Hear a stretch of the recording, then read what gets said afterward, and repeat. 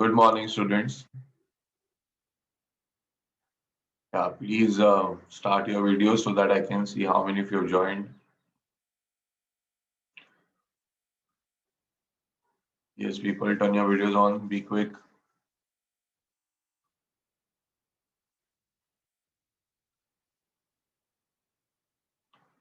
So, let's start, guys. Let's start.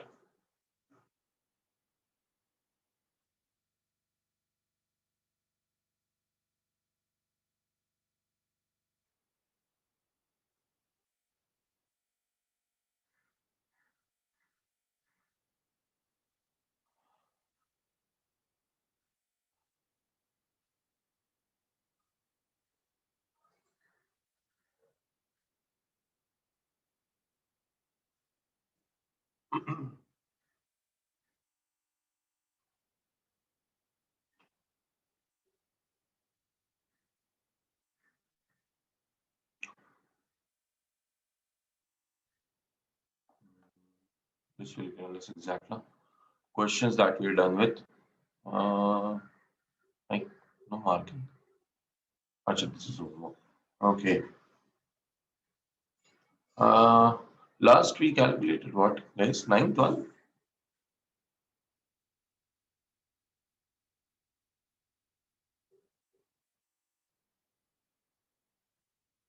Ninth is done.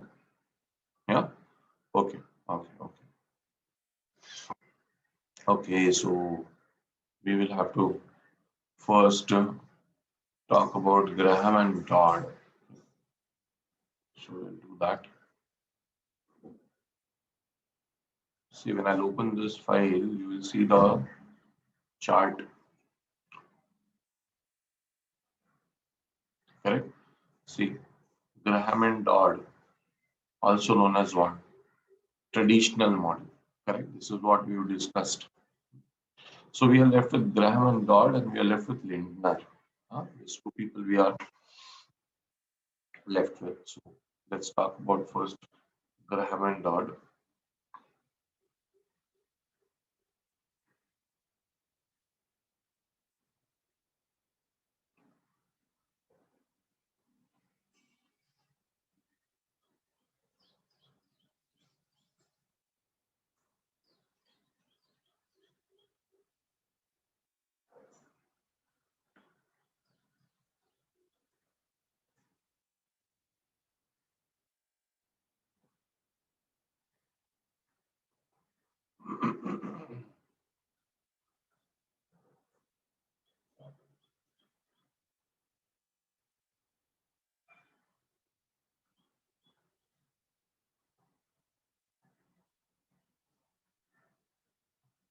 Hope you remember this itself is called as what?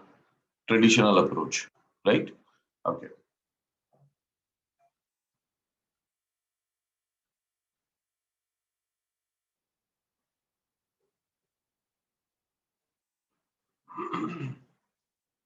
So let's go ahead with the formula.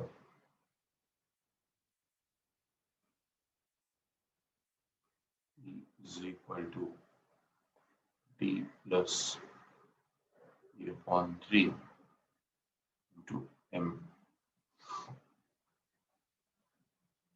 P, as usual, is the price of the share.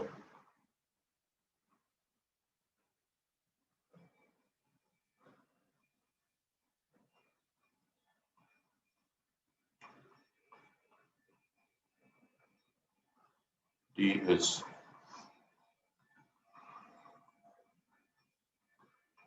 dividend per share. P is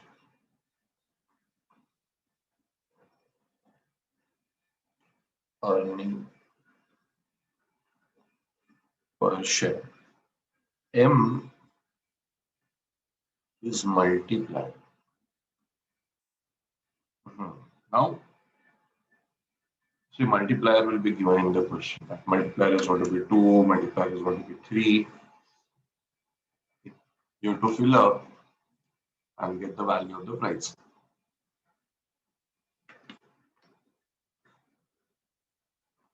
Now, see, it is a formula given by Graham and Dodd, and we just have to follow this. But this is normally not sufficient. You also know that, right? Why? So we have to just follow. Becomes very difficult. Then why we should follow? Okay. See, this is, I repeat again and again. Everyone have their own way of analyzing the things.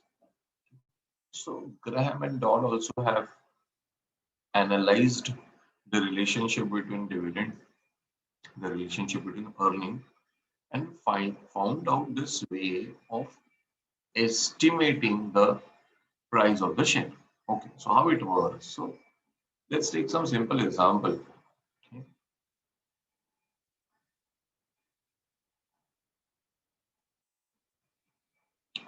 So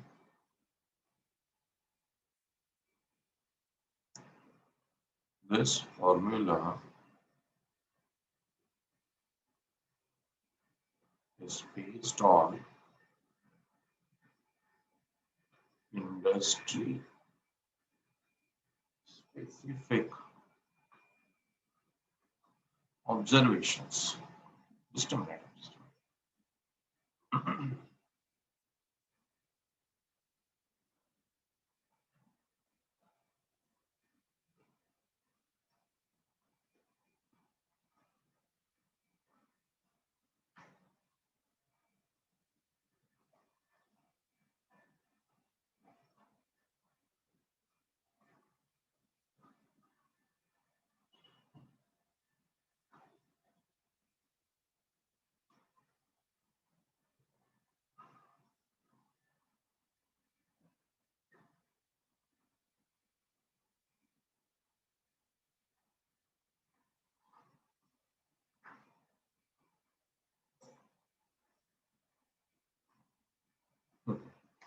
Okay, okay, no, okay. So make sure noted, man. Thank you.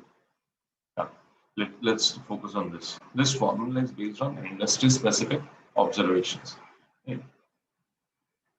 Let's take one example. For example, suppose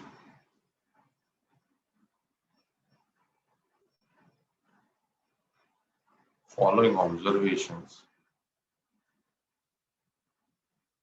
are made in, say, banking industry. Hey, hello, this is not the real one, huh? This is an example. So we have bank A, B, C. Suppose bank A has a dividend per share of 10, earning per share of earning per share of say 30, and the market price per share is 60. Okay. Then another bank is there, bank B. This is 20. This is 60.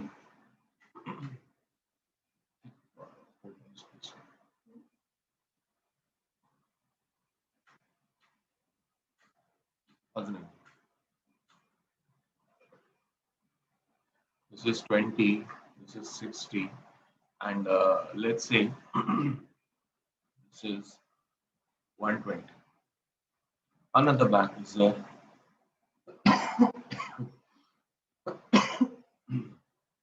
This is say 30. So this is 90. So this is 180. Now, if I observe this,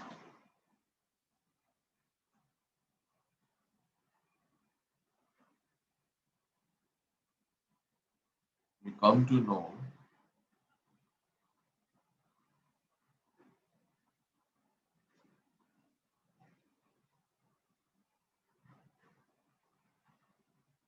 multiplier is how much?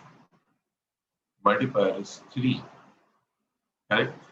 Take dividend, take 1/3 of EPS. 10 plus 10, 20. 20 into 3 is 60. Take dividend, 20. Earning per share is 60. Take 1/3 of it. So 20. 20 is 20, 40, 43 is a 120. Similarly over here, it's 30. 1/3 of this is 30. So 30 plus 30, this will become 60. 60 is into 3 is 180. So basically, Multiplier is 3. Understand what I said? Now, see, this is an example where I took the same multiplier. Okay. But in real life, what may happen? You study 10 companies, all 10 companies will have some different amount. Then what you can do? You can take an average. Okay. So next, if you know the dividend of the share, if you know the earning of the share, tentatively, what you can do? You can predict the price taking the same multiplier for the same industry. Huh? I repeat again and again. Banking industry multiplier, please don't apply to automobile industry. Automobile industry multiplier, you don't apply to insurance industry or something to metal industry. Don't do that. Okay. So now, if we know D and E of any other bank, then we can predict P. Understood? Did you understand, guys? Note it down. Note it down.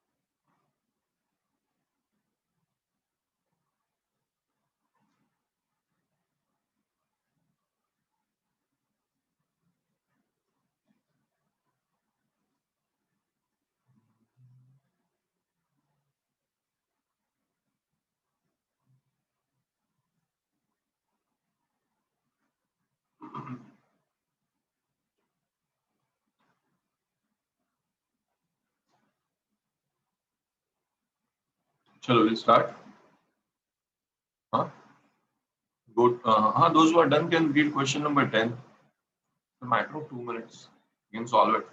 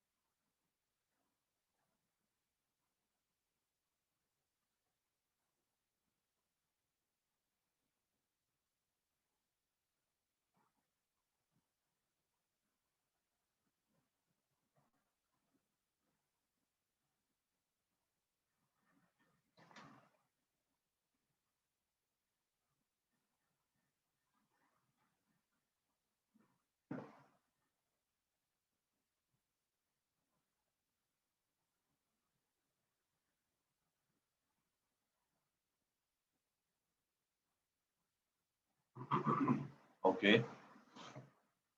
Saw your answers, huh? Obia, Sakit, Someshwar. Yeah, I'm solving.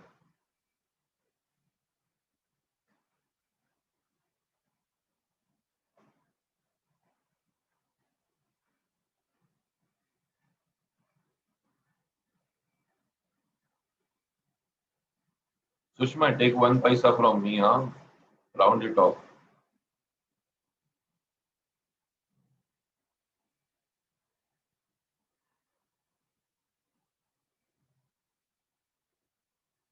Solution to class of question number 10, right?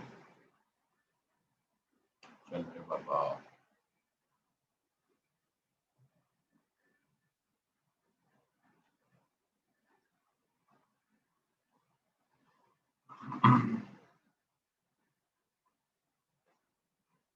So what we will see according to ham charge is equal to d plus d upon 3 multiplied by m. So price is given now 8.33. Dividend is 5 plus 3 upon 3. The multiplier of how much? 7. Oh, hello. Roll of FM over people maths facts.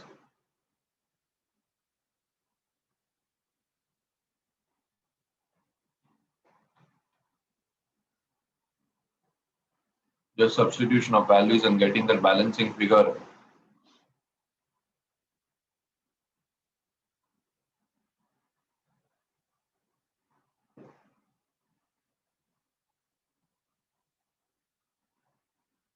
What others are doing, pretending to be very busy with calculations.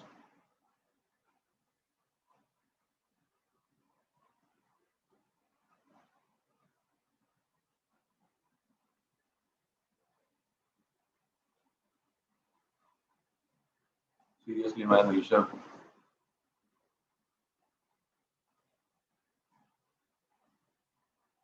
Rounding of class we deserve. Yes.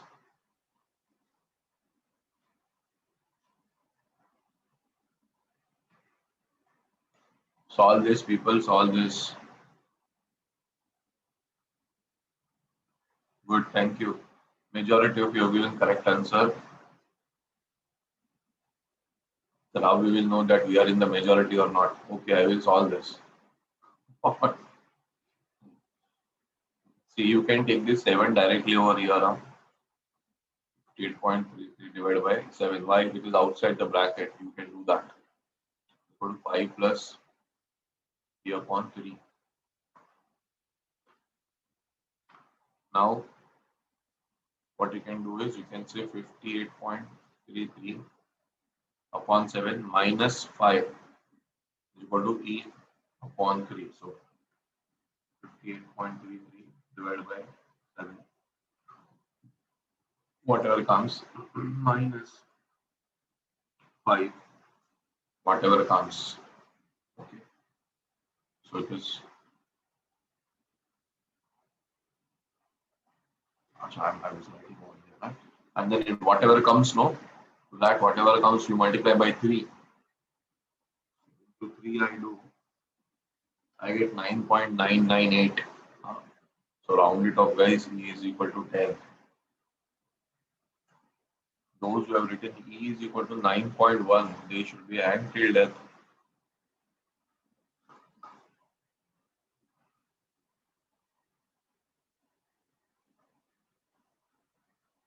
Oi, from where did you produce the answer 9.1?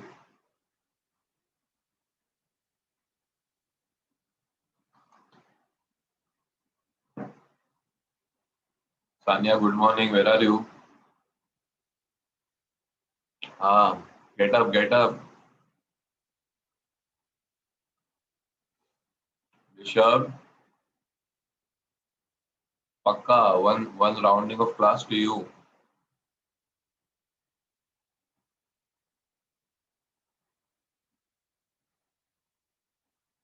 It appears, Sanya appears. I can make it out.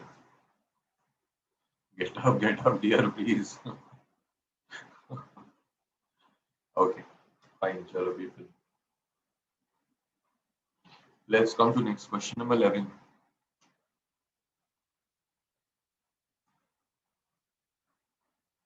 A slight twist in the question.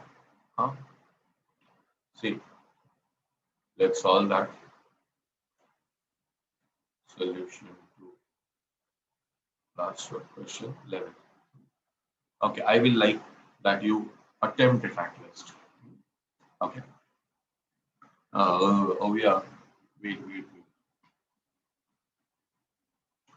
The dividend payout ratio of H Limited is 40%. Okay. If the company follows traditional approach, guys, underline the word traditional approach and write over there Graham and Dodd.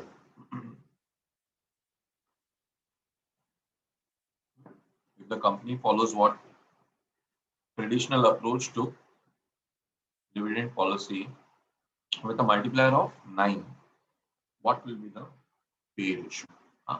Try it out, give it a try. If you're not able to solve, then I will definitely solve.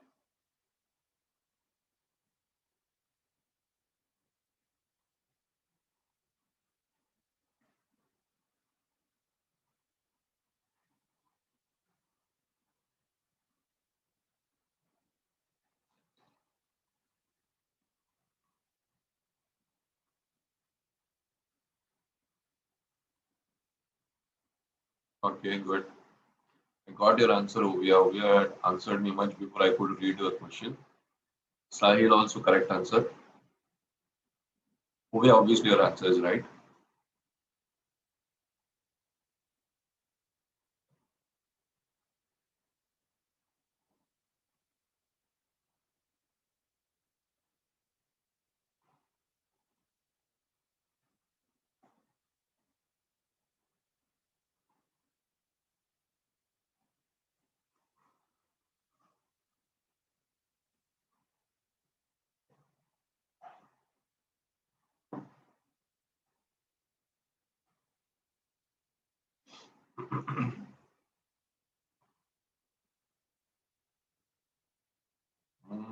Ankita, no, beta.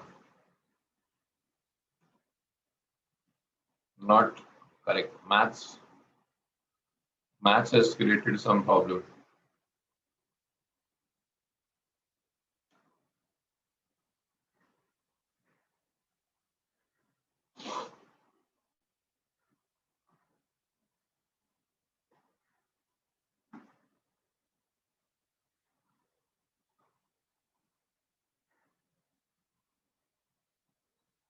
Yes, Bharat.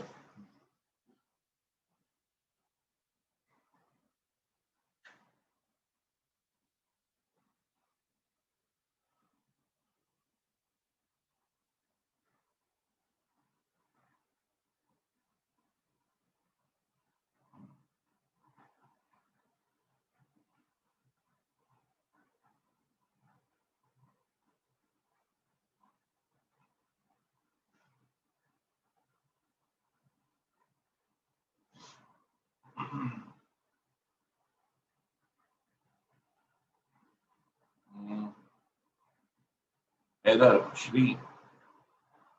Someshwar. Error. Saket. Okay.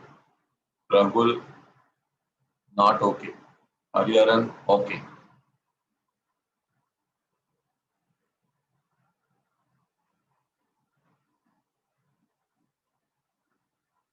Mukilan. Okay. Rakshita. Okay.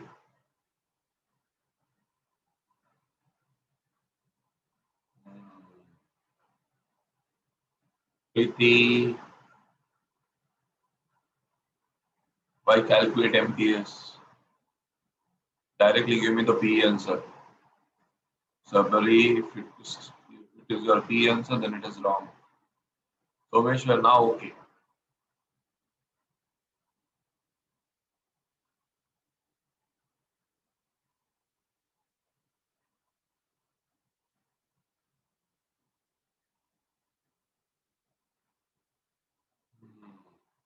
Nice piece.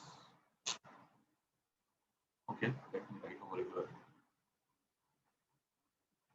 What is told in the question? Dividend payout is 40%. So guys, what does that mean? Yeah, Sri, now correct. Therefore, D would be 40% of E, na? Dividend payout 40% of what? Of obviously earning per share, na? So D would be 40% of E. So I can say D is zero point 0.4 E. Okay, this is what first thing you need to understand. And you are told that multiplier is how much? 9. Okay, so after this, when you will solve,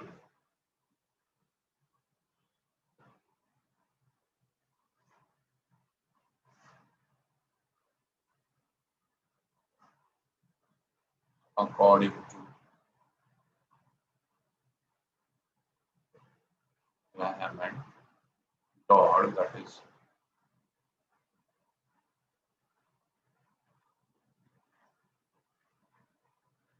Okay. See, after this, no, guys, what your maths plays a good role, right? Once you get this idea that yeah, this is how it is going to happen, then P is equal to P plus E upon 3 multiplied by M. Okay, fine. P do we know? No. D do we know? No. D we don't know, but we know that D is how much? D is going to be 0.4 E. Okay, that's what you will substitute over here. Plus E as it is upon 3 multiplied by 9. Okay. Now within the bracket, if we solve, this will become 1.2 E, not 3 into 0.4, 1.2 E plus everything upon 3. Okay. So into 9. So you can cancel this now. This is 3. So therefore, E will be equal to what now? 1.2 E plus E will be 2.2 E. So 2.2 E into 3. So you can say P is 6.6 E. Therefore, P upon E is 6.6. Guys, understand that is P is what? P is market price. E is what? Earning per share is 6.6. And then you know that MPS plus EPS, this is nothing but what? This is nothing but P ratio. So what we will conclude, therefore, PE ratio is equal to 6.6. So we conventionally think that to get PE ratio, we should get MPS upon EPS. So we should find MPS separately, we should find EPS separately. Nothing like that. Even if you could get directly the ratio, then also it is fine. Nah? Why we should keep on finding it separately only? By application of this formula, you are able to directly get the desired ratio. That's it.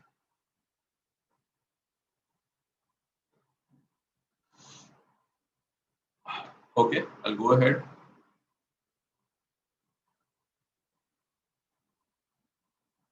So Mission is asking for screenshots today. Taken. Okay.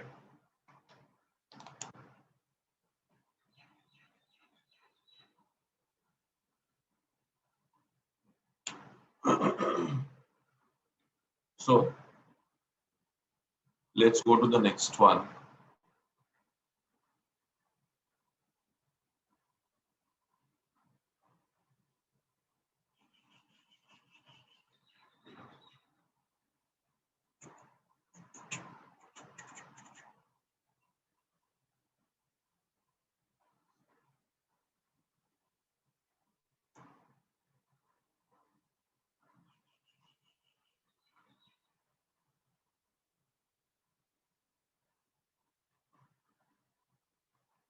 Linton's approach.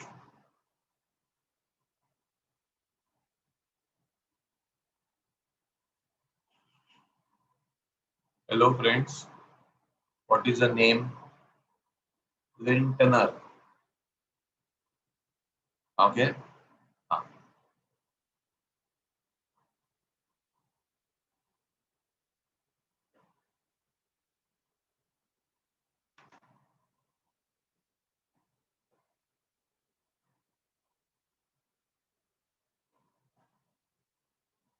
Lintoner.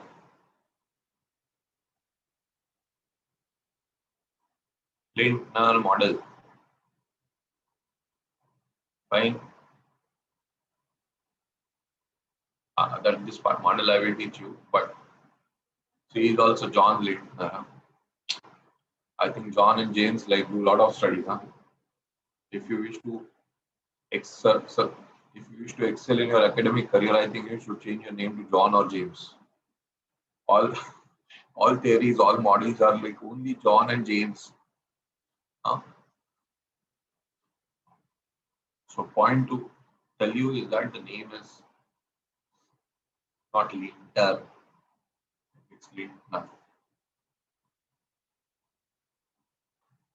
Why? It's like that. So we talk about Linter's approach. So he talks about D1 equal to D0 plus EPS into target payout ratio minus D0 into adjustment factor. Write down, I'll explain.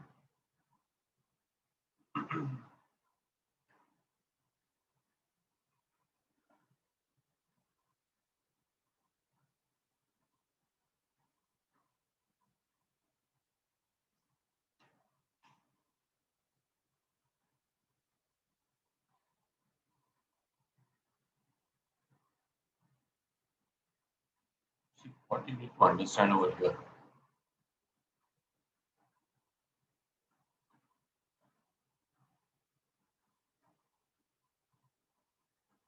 Management aims at giving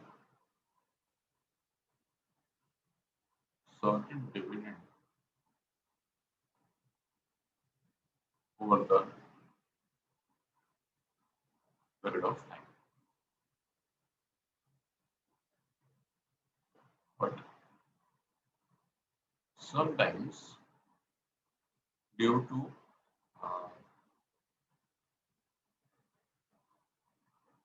other obligations,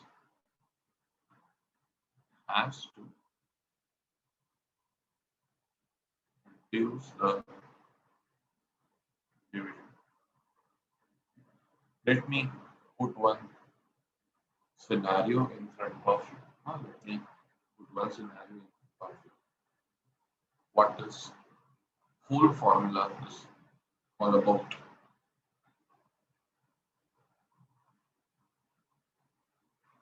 Suppose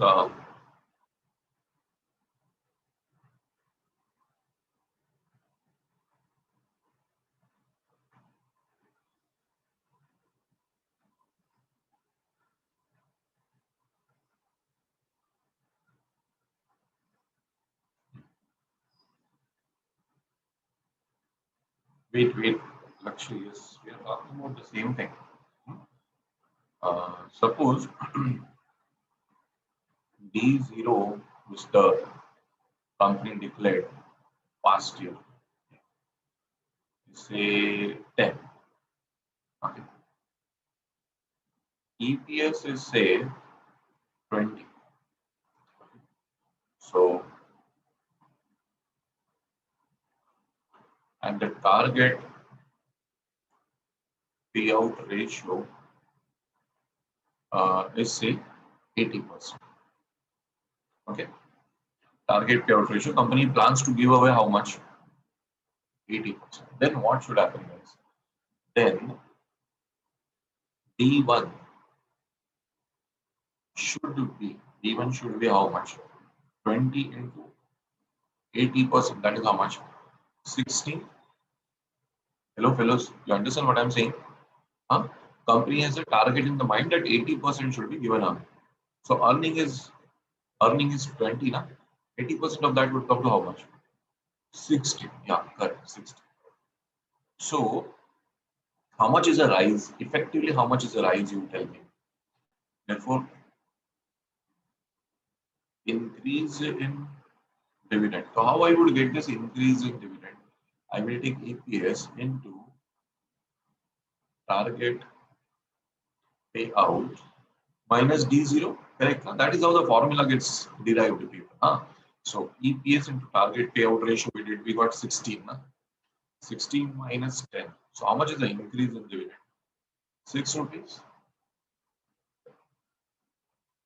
Got it? Huh? Okay. But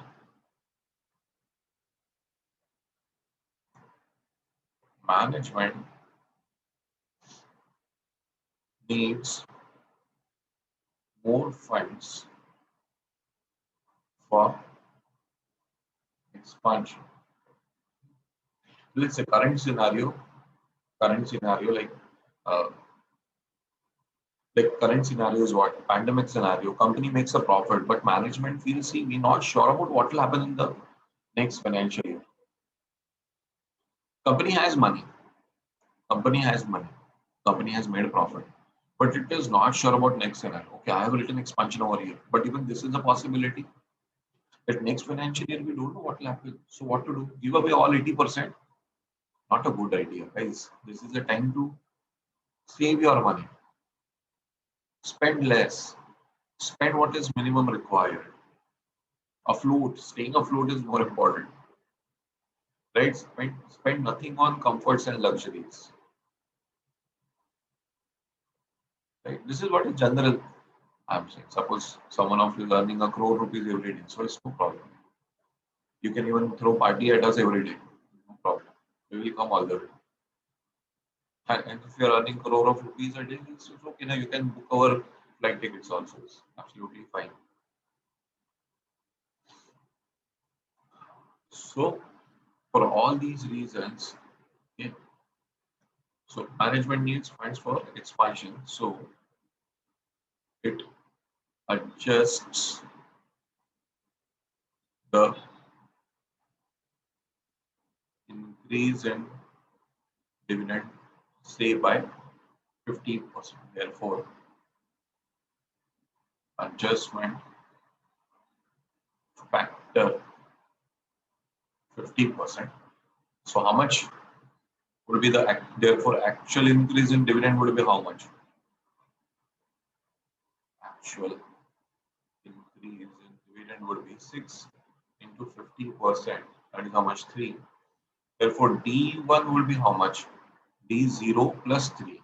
D0 was 10, 10 plus 3. 13 rupees finally company will give. Hello friends, did you understand what I talked? Huh?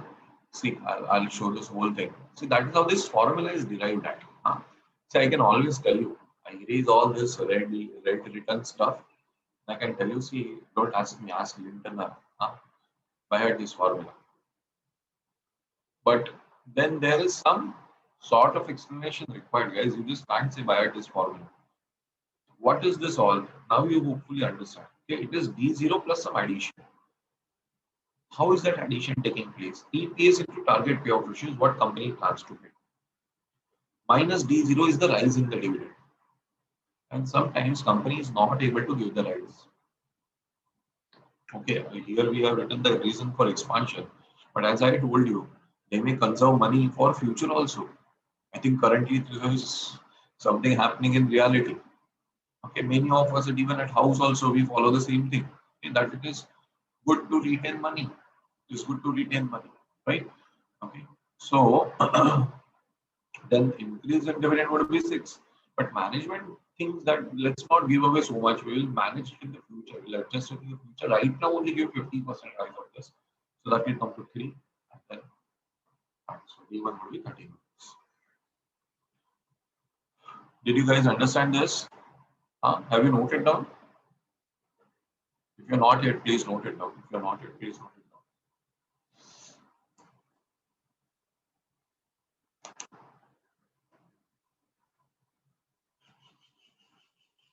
down. Acha.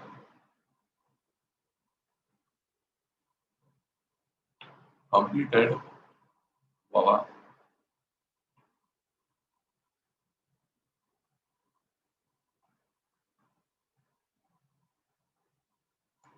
Yes, Shweta, Sushma, got your answer.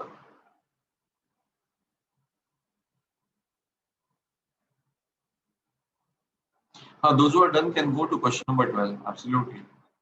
Substitute, guys. Substitute and give me the answer.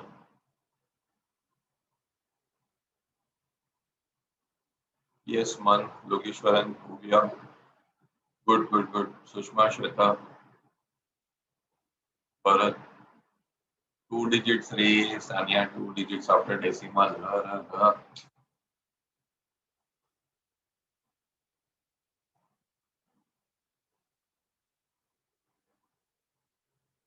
Someshwar, your vote today to first give wrong answer, then give correct answer. Huh? Whose ghost has bitten you? Who has possessed you? Oh, God.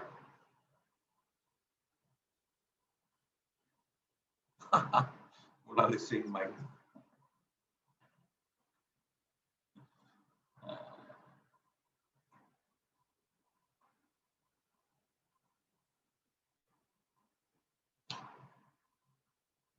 Ankita 5.4. Arrr. What a variety answers, huh? Someshwar is saying 15.2. People, hello, calculate for the question given. Hello. Hey, hello. If you calculating question 12 only, na, all of you, or selecting values of your own.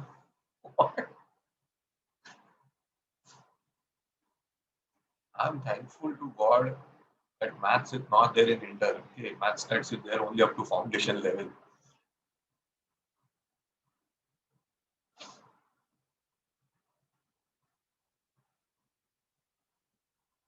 Now corrected. Correct. Yes, Someshwar. I told you, first today you plan to give wrong answers. Kavya, Mukilan, Inea, Nikhil.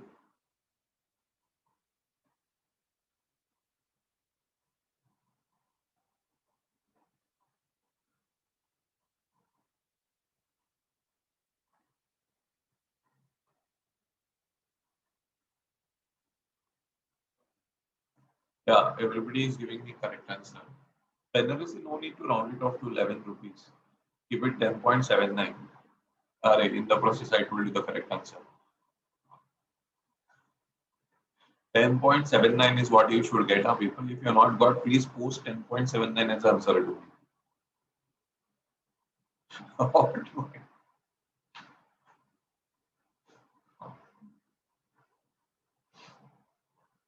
Seriously, man. Like, just how much entertainment you create only calculation. Huh?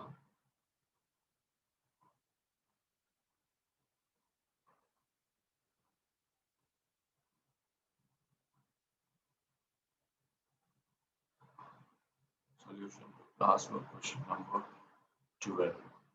Okay. Last year's dividend is 9.80. So D0, 9.8. Adjustment factor is 45%.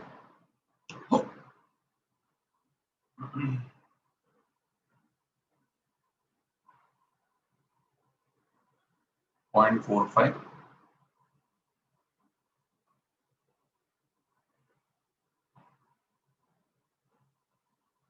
Target payout is 60%. EPS is 20. Okay. Guys, in the question, hello, in the question, no, you write over there.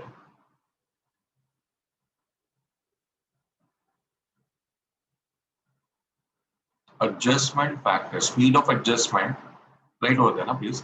Speed of adjustment, that is, adjustment factor is given.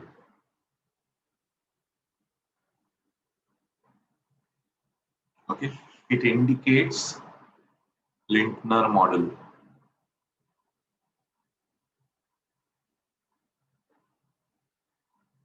Okay, friends.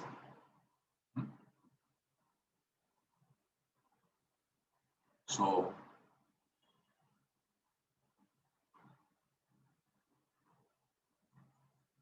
according to Lintner,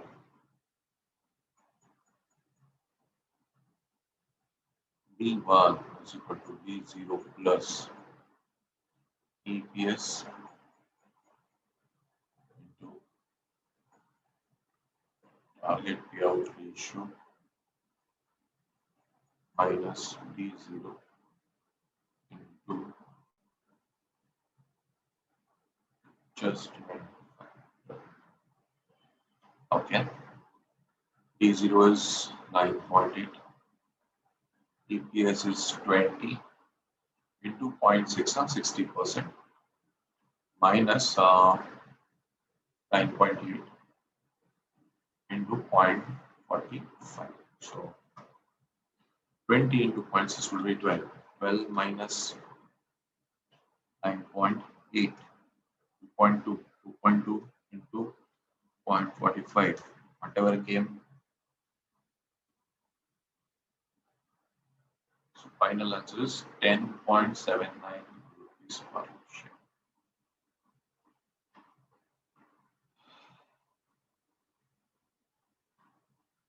Anybody still wants me to show calculation?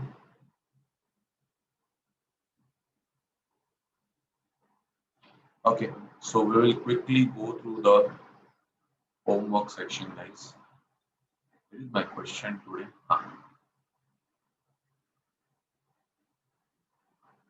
We're done with this. We're done with this. So let's go to the homework section.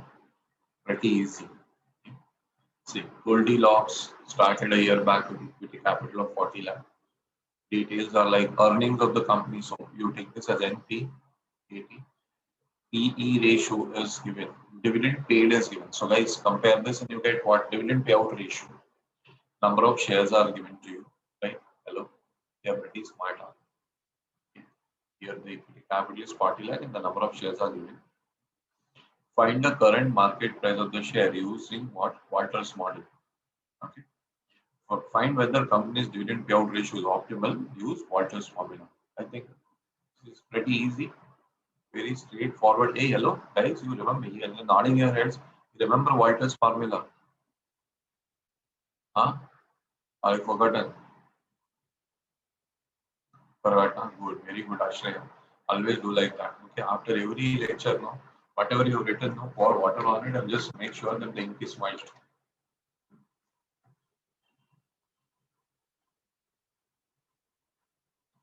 Next one. Following information pertains to Messrs XY. Earnings, dividend payout. Hey, hello, this is the same question. Hey, what? This is question number what?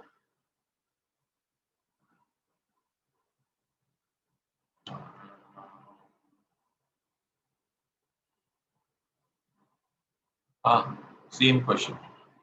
Not same as. It is the same question, I suppose. Any change is done like now. A is 12, this is 15. The question same.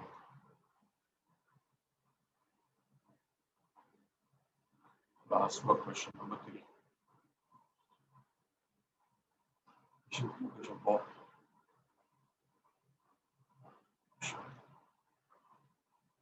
Interesting case. Question 3. X Limited has 8 lakh equity shares outstanding. Current market price is 0. Board of directors are planning this dividend. D1. Rate of capitalization is blah blah blah. KE. Based on yum yum yum yum approach. Which approach? Yum yum yum yum. Calculate the market price of the share if the dividend is declared and if it is not declared. Oh, hello, fellows. Solved a similar question. Yes, na? You better not say no. How many new shares to be issued by the company if the company desires to fund an investment budget of 3.2 crore by the end of the year, assuming net income will be 6 crore. This is NPAT. So what can I tell you? This is similar to question number 8. Similar. Okay, numbers are changed. So you can write over here. Similar to classroom question. Oh, one more. ABC Limited has 50,000 outstanding shares. Current market price is this. Oh, what is this? P0, P0. It hopes to make a net income of this much. How much? What is this? NPAT. The company's board is considering a dividend of 5 per share. Hey, what is this? Divan. At the end of the company needs to raise 10 lakh for an approved investment expense. Very good. Company belongs to a risk class for which the capitalization rate is 10%. What is this? How much? How the yum approach affects the value of the firm if the dividends are paid and they are not paid? What is this? Same as question number classwork. That's same as classwork. Question number 9. Na? After 8, what comes? 9. Correct. So 9. Yum approach. Value of M limited if dividends are paid and not paid. So guys, this is the same. This is the same. Only numbers are changed. Manageable people's. Okay. Good. So let's quickly go to the module of dividend decisions. Right? Shall I? Okay.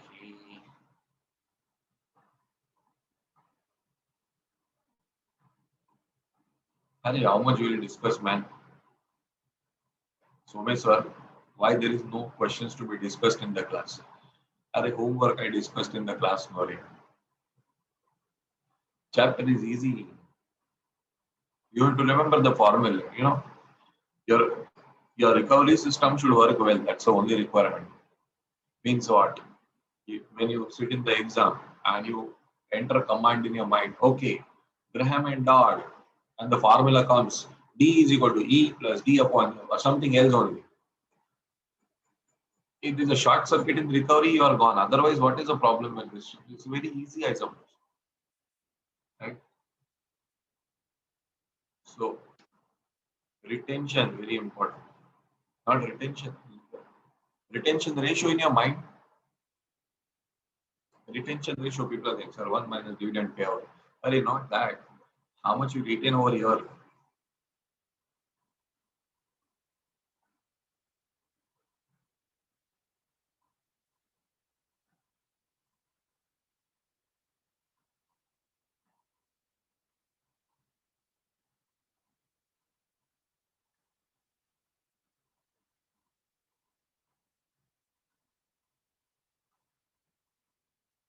Krishna Prasad.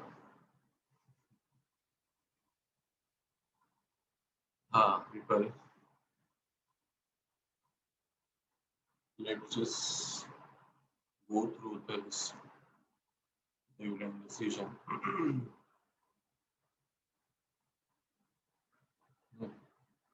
Theories of dividend.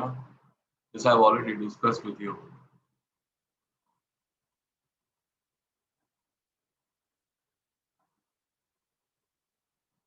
Look guys, the same formula. Yum. And don't go through this. They have explained how this comes and all. It is not required. Don't see. Ultimately, they also tell after writing all this stuff.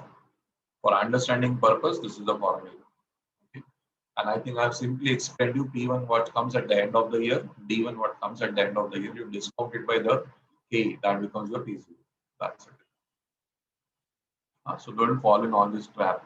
Not required.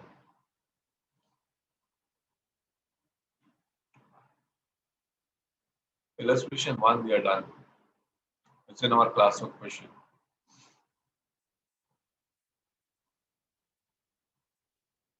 But what is the only change? D plus E minus D multiplied by R by K. I write it on this side, you write it this side. Does it make any difference? Sir, we can't see. See. What is the difference? Is there any difference? Answer will come same, na? That's it. That is enough.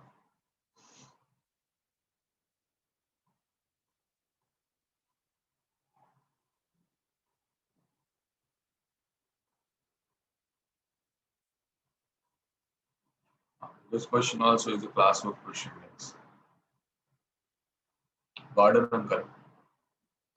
Garden uncle initially gave some different formula. But ultimately, garden uncle got smarter. Said, let it be. I'll use this formula only. Okay, he is saying, okay, let me stick to this one. P0 is equal to what? D1 upon K minus G. So no, sir, it is not written D1 upon K minus G. Array, D0 plus growth is ultimately same, na? Yeah, so P0 is what? P0 is D1 upon K minus G plus R, right? Okay. Now why it's already highlighted? Ah, friends, note down this dividend discount model. Okay. See what he says. Read this. It is a financial model that values shares at a discounted value of the future dividend payment. Okay. You can listen. What you can do is you can write in your book dividend discount model. Array, right? You can write means you should write. That is a formal way of saying you can write. Means what? No, no, sir. We will not write. We will just say like that. No, you have to write. Give the heading dividend discount model.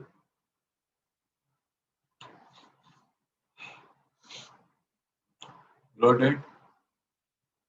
Okay. It's very simple, guys. It's very simple. Right on the next line. According to this model,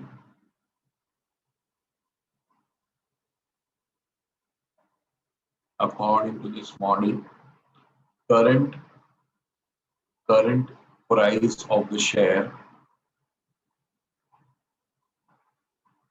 I repeat, according to this model, current price of the share is equal to present value of future dividends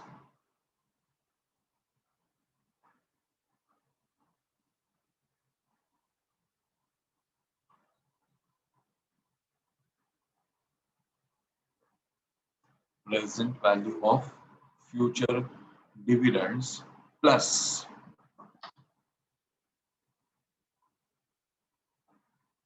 plus present value of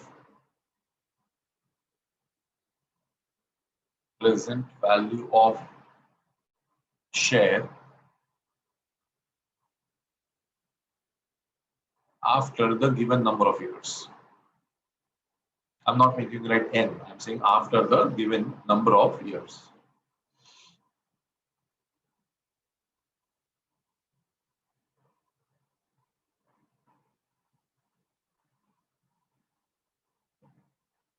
Right on the next line, the dividend discount model price, the dividend discount model price is nothing but intrinsic value of the stock.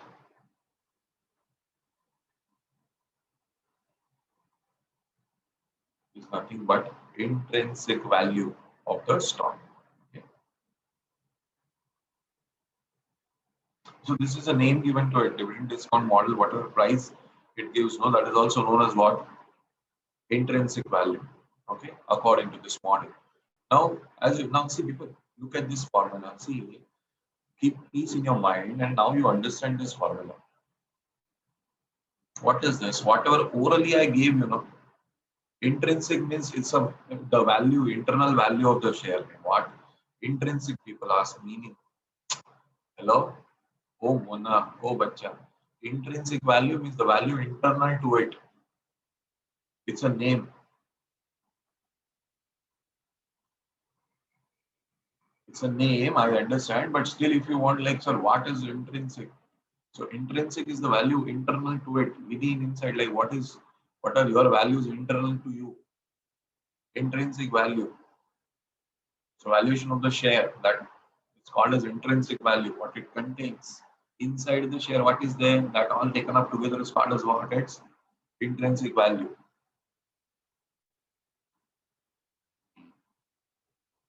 Understand this formula. D1 divided by 1 plus k raised to 1 means what? Present value of dividend that you receive after 1 year. Correct? We never write like this. How we write? We write like this. D. No, we don't write like this. We write like this. D1 into present value factor of KE year 1. Then D2 into present value factor of KE of year 2.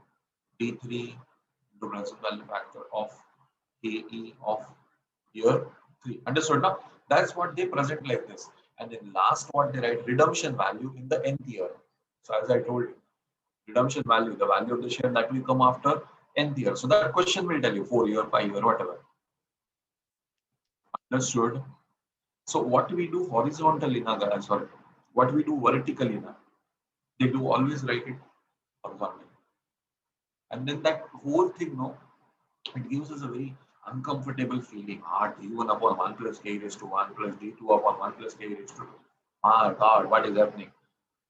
Nothing, that's the same thing, guys. Now, after repeatedly seeing this, at least you should understand what that whole horizontal thing is. Did you understand that? Huh? Okay. Fine. Hey, hello. This all we know, huh? Zero growth. P0 is dividend upon K. Learned long back. When you were in first standard, no, I taught you this. Array, dumbos, cost of capital. This is how we started with K. No growth formula. Dividend upon price. Dang.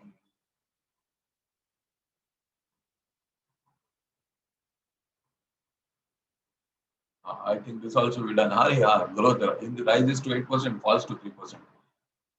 I had to give you the example of increasing the height of the child. Falls to 3%.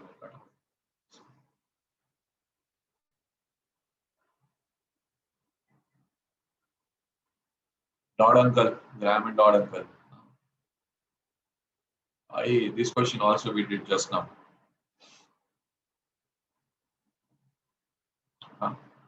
dy got D0. Oh, who's this? Lintener. No, linter. It is lintener. Okay. Go to Wikipedia. Go here. It is lintener. John Lintener.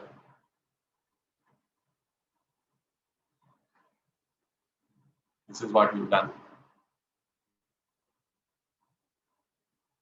This is also done. You get declared, not declared. Good. Great. The same question we have done already. 2 times in classwork also and homework also.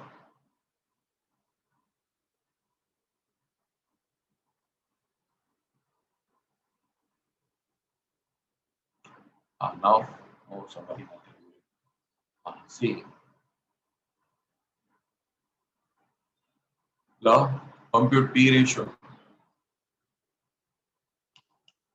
Compute P ratio, guys. Same thing we have done. No, I don't compute. I'm just telling you. Same thing we have done just now using Dodd Uncle's formula.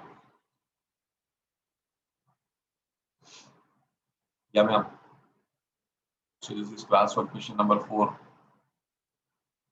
Hello. This also we have done. I think this is the only change. Guys, check our classwork question. I think here it is 4. Dividend is 4. Retention is 60. I think those values are changed, reversed. I think we have over here dividend as 4. So retention is 60%. Check no classwork question. Correct now? Rest procedure of solving would be same only. Only what happens, people just you know what people are doing. Hey, what is the question? Hey, same. Then immediately go to the solution, and when they go to the solution, the values are different. Not matching. Not matching. This is slight change, right? We are taking dividend as 6, so retention is 40%. That's a change. That is the only change.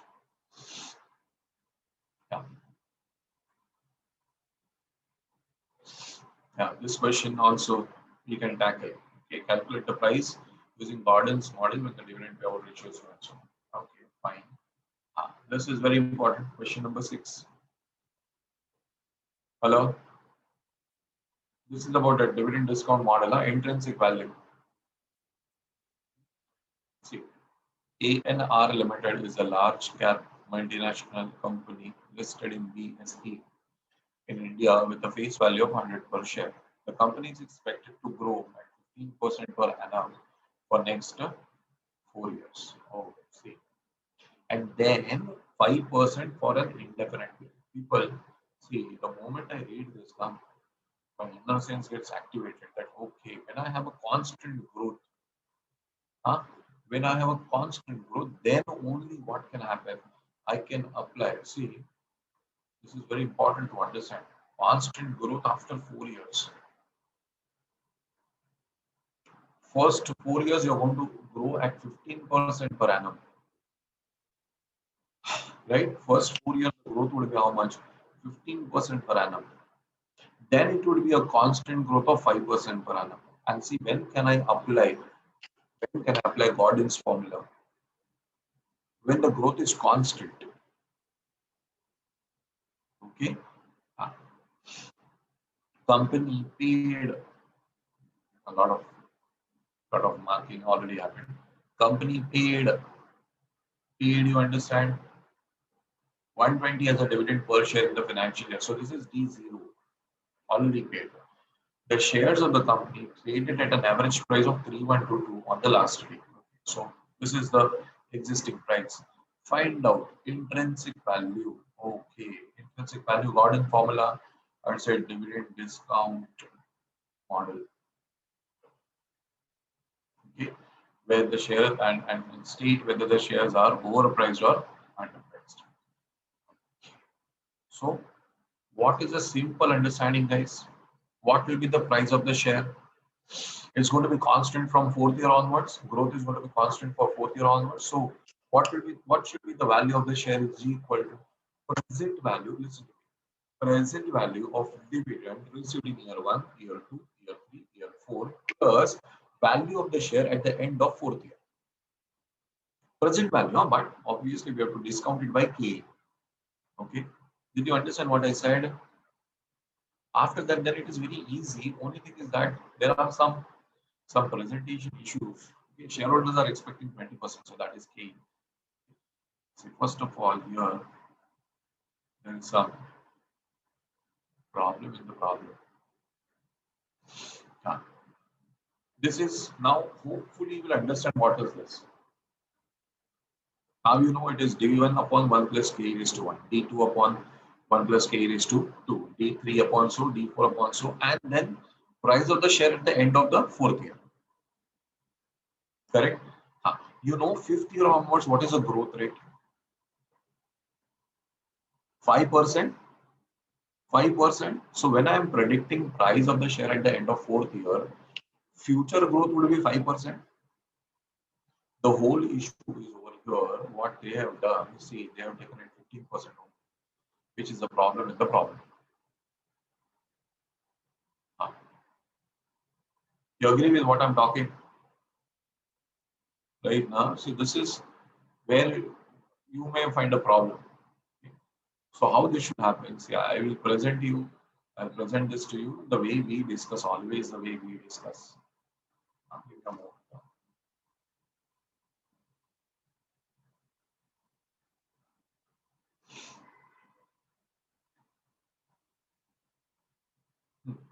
See,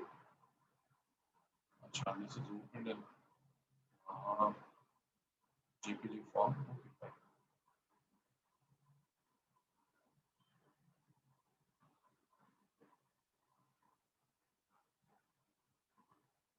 Wait, open it as usual.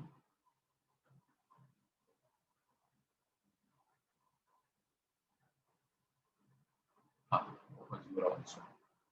See, guys, first listen to me. You have the question for reference. You have the question, no? Okay. So now see. Today's face value is 100. Dividend paid by the company last year is 120. So D0 is 120. Okay. Company is expected to grow at 15%. Right? Company is expected to grow at 15% for the first 4 years, and then it's going to be 5% for what? Indefinite time, right? Returns expected by shareholders are 20%, so K is going to be 20%. So all dividend received in the following years will be discounted by how much? 20%. Tell me, people, did you understand till here? Right? Okay. What was the dividend given last year? 120. You agree? Right? So what will be the expected dividend at the beginning at the end of the year one? 120 plus 15%. Since the growth factor is 15%, right? It's given the first 4 years 15%. So that comes 138. 138 plus 15%. 158 plus 15%. Whatever this comes, no, this plus 15%.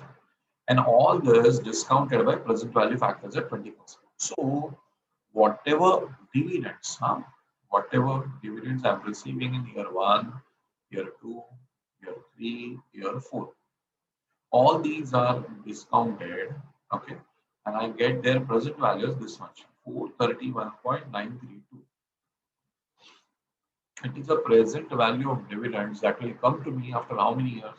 4 years, right? In the 4 years span, whatever dividend I'm getting, I've calculated the present value of that. So this is what I'm going to earn from the share. Okay. Now, at the end of fourth year, I know that for the growth is constant. So I can rope in Gordon's formula to estimate the price of the share when only the growth is constant. Okay. So now see how it will happen. Price at the end of the fourth year, or we can say at the beginning of fifth year. People, those who agree, price at the end of fourth year and at the beginning of fifth year, same thing. Sure. Okay. Good. Fine. So how formula is P0 is equal to D1 upon K minus G. But how do we get D1 now? See, this is the last dividend of fourth year.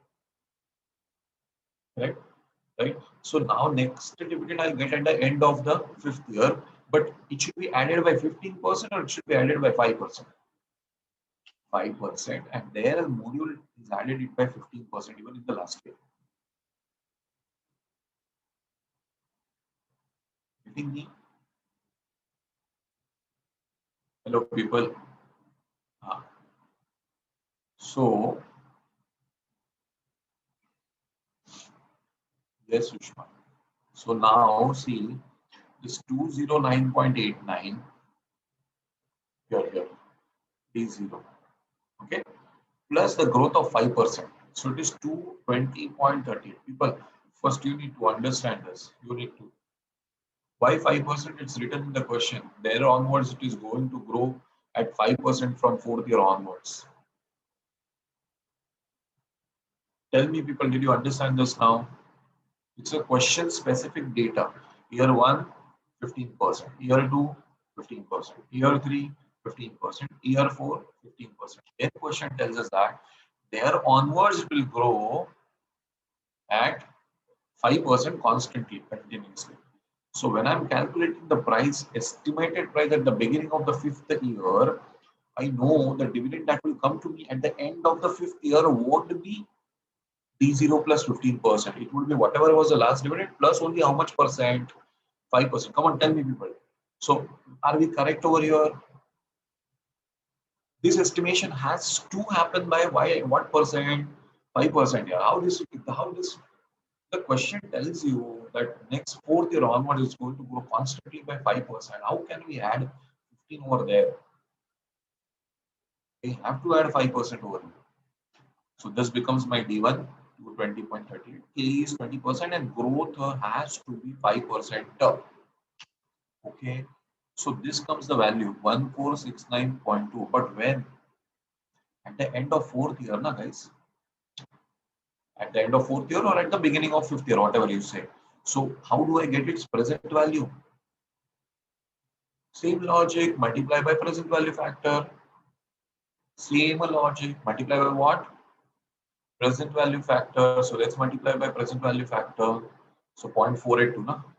See, this one I copied. Right? So this comes this much. So friends, understand, my dividend is going to give me this much. Dividend value is this much, and market price of the share after 4 years, whatever is this value is this much. So what is the total that I will get? Wait.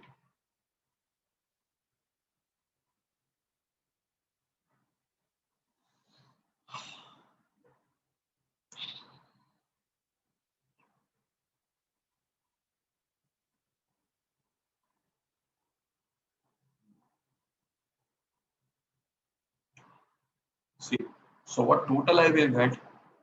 What is this 431? You have understood by now. This 431 is what? It is the present value of dividends.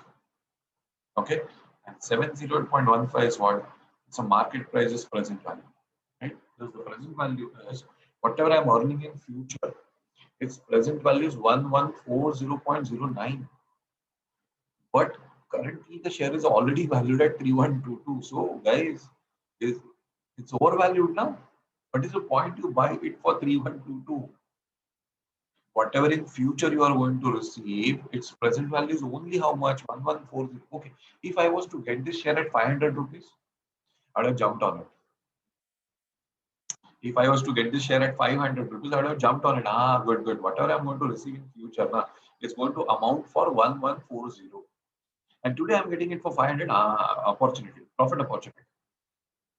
But whatever I'm going to get in future for 11, whatever I'm going to get in future, that's current value is 1140. And it's already priced 3000 plus, right? I don't see any opportunity of buying. So it is overvalued.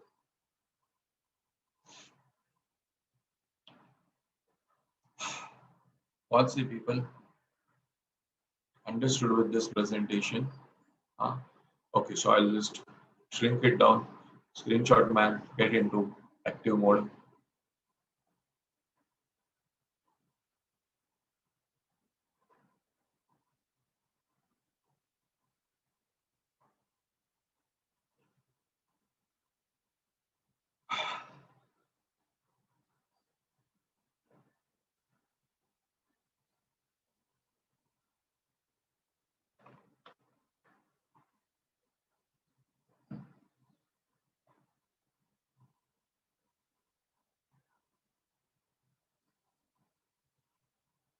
Uh, Next page, people. Huh.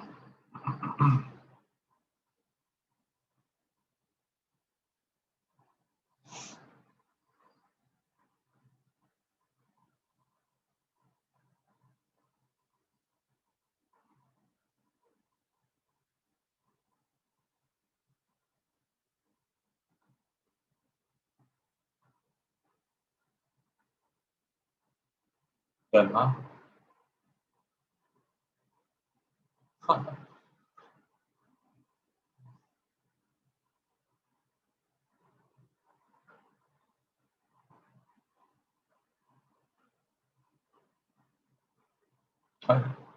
So, Meshwar, what great. So Meshwar, you find his handwriting great? Really?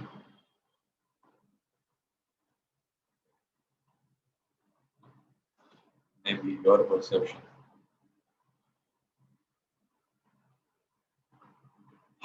Chalo, people, I hope I'm very sure now you're understood this some well right now. The happiness that comes on the screen when they understand something. So cool. Sure. So we are good to go for the next question.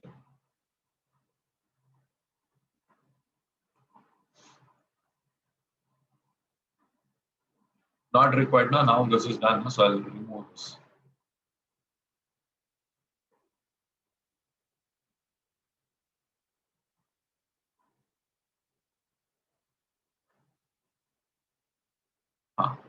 This was one problem. Second problem is in the next question itself, where it is gone. See, I'll show you the question part. Let me see your interpretation. Then we will see whether it is a problem or no problem. Come on, question 7, guys. We are reading question 7. In May 2020, shares of RT Limited was sold for 1460 per share, a long-term earning growth rate of 7.5% is anticipated. So this is growth rate. Huh? This is G. This I can say P0, no?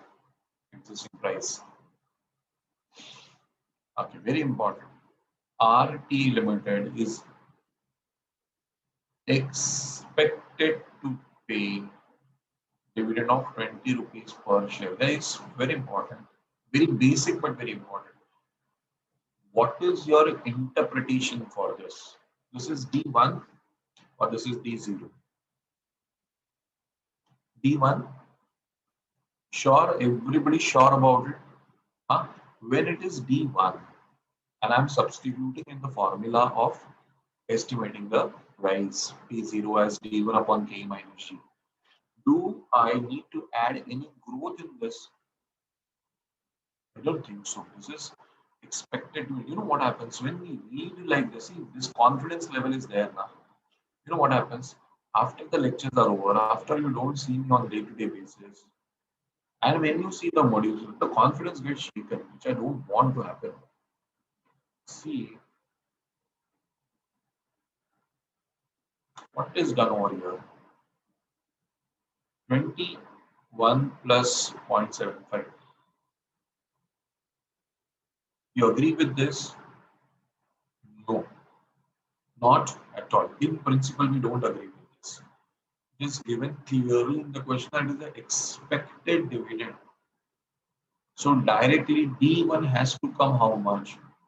20. That's it. That's an error. Okay. If you remove this point from this question, then the whole thing is sorted out. Okay.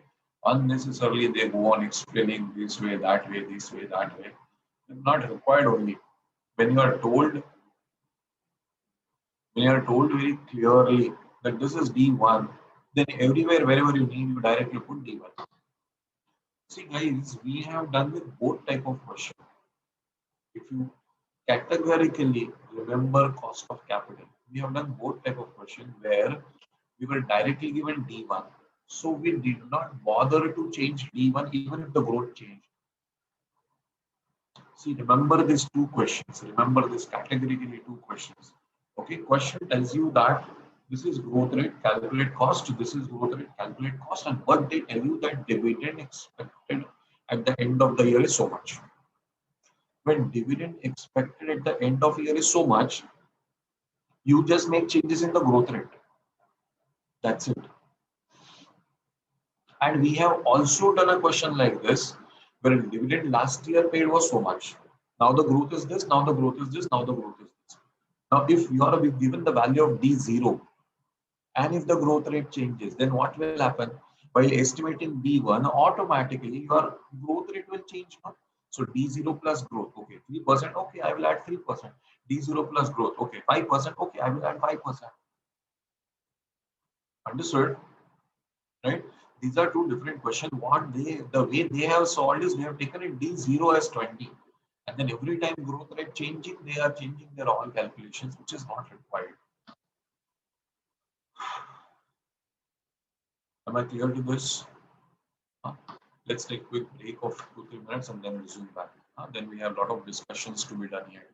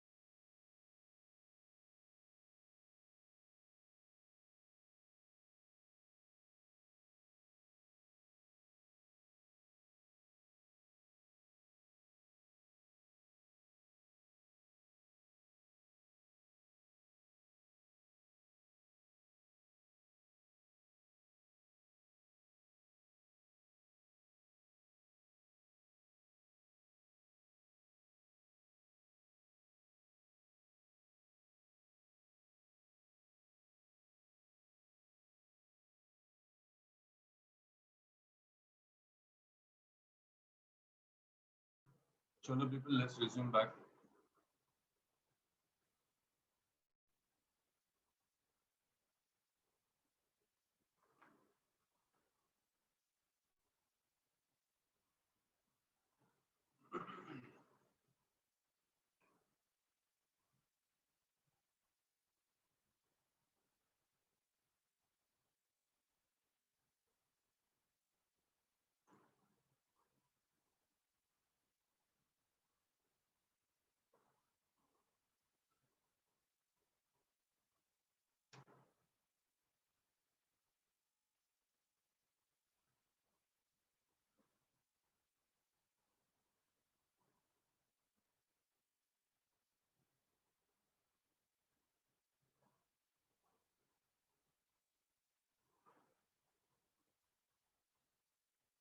Which question you want, Rameshwar?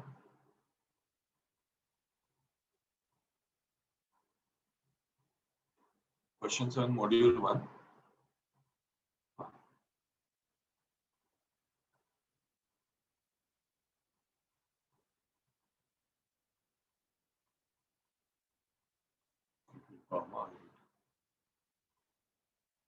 Question 6, question 7, both you can say.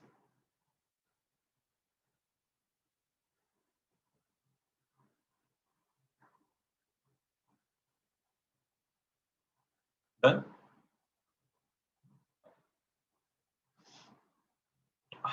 Okay, friends. Let's proceed further. Then now we don't need this. Dividend decision discussion is done. What is this? Yeah. Dividend decision one.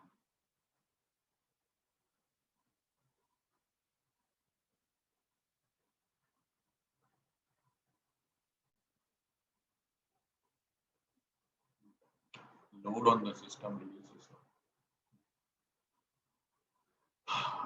So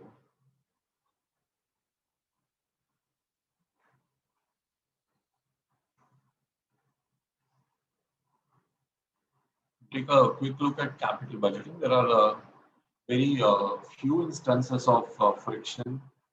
Only thing they are made some their own assumptions. So like just clarifying the positions. See,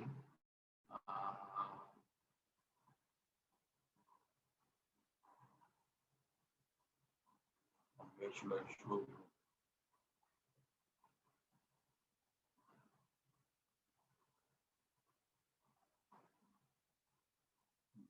See, everything happening normal, no? Visible, audible, screen sharing, and all going as per regular thing, right? Uh, Recording as well, no? So, see, capital budgeting technique, traditional and time adjusted. That's what we have discussed. Okay, so here we will have payback period, correct, friends? Here we will have payback period and we'll have ARR. See, when we wrote both these methods, no, we had specifically mentioned that they ignore time value of money.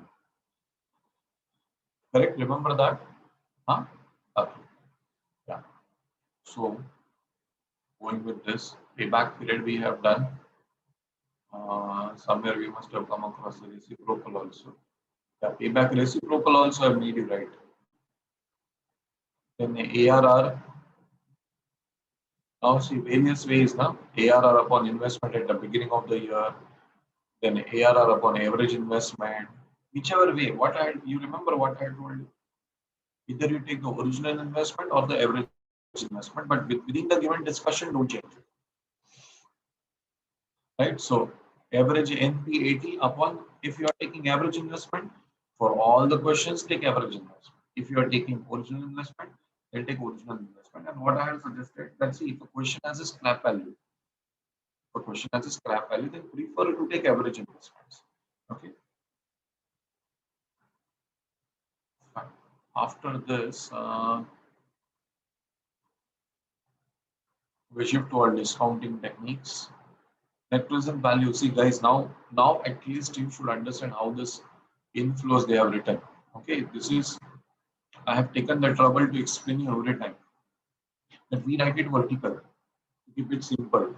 Okay, cash inflow into present value factor of KO.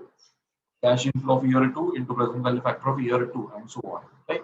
They present it in a slightly different way. Right?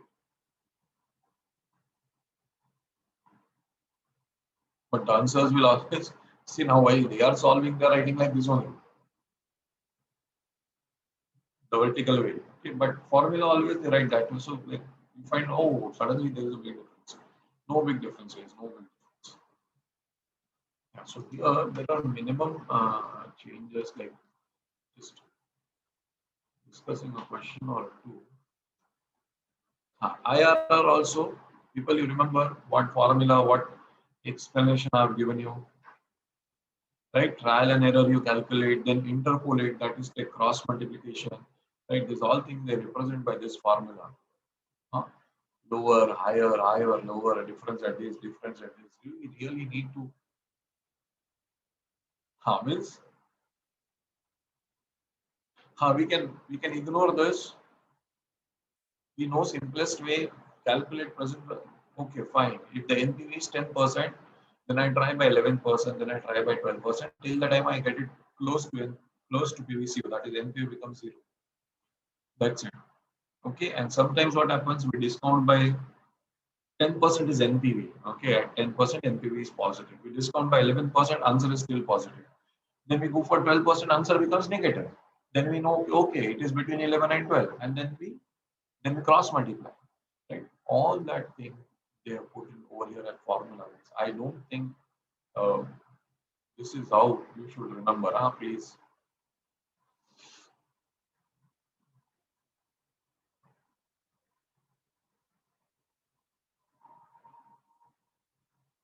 This question also you have done in the class, IRR question.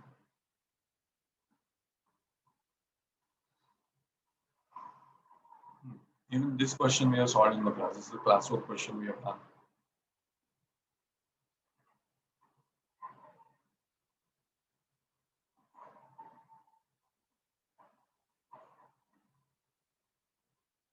Discount back they have explained. IRR. This is MIRR. Same question we have in the class, right?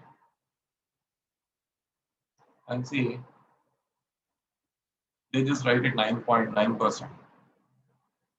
If you see our answer, you remember we had specifically calculated, I had taught you over here only, calculation of nth root. Remember, this was a place when MIRR, I taught you how to calculate nth root of a number on a calculator. Right? I specifically remember our answer was 9.45. Right? So I think we were more accurate with the answer.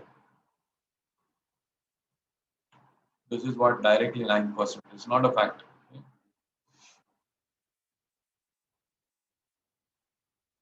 Yes, Logesh.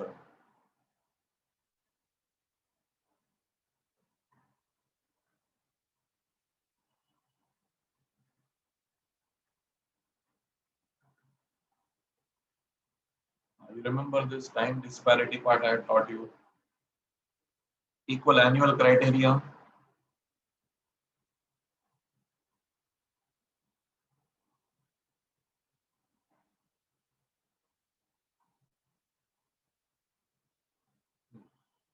See, this project has only life 1 and life 3. So what you do, and then you convert it into equalized criteria, right? Which I will show you. Hello, Shiva Limited. I explained you this term. You remember, guys, capital rationing.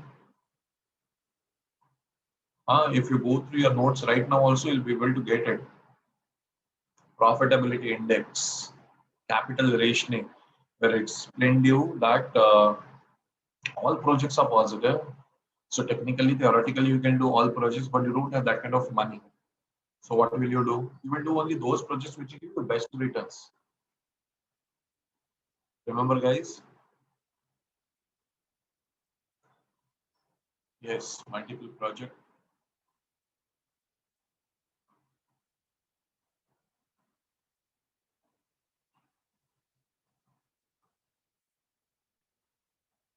Hare Muthu Parameshwari, no re Baba, I am not any great person. Just what I feel like you should know what is happening. Sometimes what happens, no, in a student mindset, we open the book, right, and some different things appear in module, no. At the time when you should maintain your confidence, the confidence drops to zero. That is the costly thing I can't afford to happen. So wherever possible places of friction, it's like I'm telling you in advance. Okay, see, this may happen, this may happen. So you're like, okay, fine. We know it in advance. That sort of thing. Okay, fine. So this is how we know. Acha, people see. Wait a minute. Everybody out there listening to me. What was the assumption over here in this question? Do you remember Shiva Limited question? That the projects are perfectly divisible and independent. Remember, in the last project when we did, it was 2/3 of the total project we did. Okay? But now the question comes: if the projects are not divisible, then what? Means only you can do the full project, or you cannot do the project. Okay? Then you know what, guys? That's a trial error that is happening over here. You're just trying out. Okay, that how much money I have, X amount I have. Okay, and see, literally trial error that EBC will give you what, EBD will give you what, and so on. Literally trial error, trial error. Now this is what we had done. Okay, that we could do only 2/3 of this project, right? But if it is not so, see, if the projects are not divisible, then other combination can be examined like this. Okay, but still the best would be what, EBD, because this will give you highest. Now, did you understand what I said? This condition also should be there in your mind. Okay, what if the projects are not divisible? If divisible, then we can simply go with the rankings. First one, second one, third one, then then fourth one proportionate. But if the projects are not divisible, then you have to keep in mind how much money you have in your hand, and out of that, how many projects you can do. Remember simple thing, guys. Listen, remember one simple thing, that you go out with 2,000 rupees in your hand, and you have a plan of buying few t-shirts and few jeans. Okay. Acha, fine, 5,000 rupees. 5,000 rupees. Okay. We just have to take example. We don't have to buy anything. So 5,000 rupees. Okay, fine. So you have a, now how the projects are. The projects are independent. It's not that you have nothing at home. You have few t-shirts, full t-shirts and jeans at home. But the projects are independent and the projects are not divisible. So if a pair of jeans is costing 2,000, you can't tell the shopkeeper to give you 2.5 jeans. Cut this way or cut this way, keep remaining with you, give me this part only. No, not possible.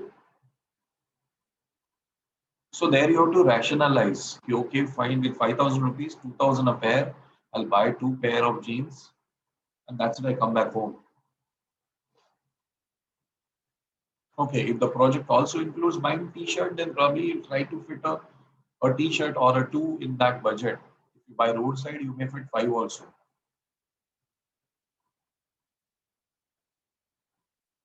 Depends where you buy. So just remember, it can be not divisible way also. Okay.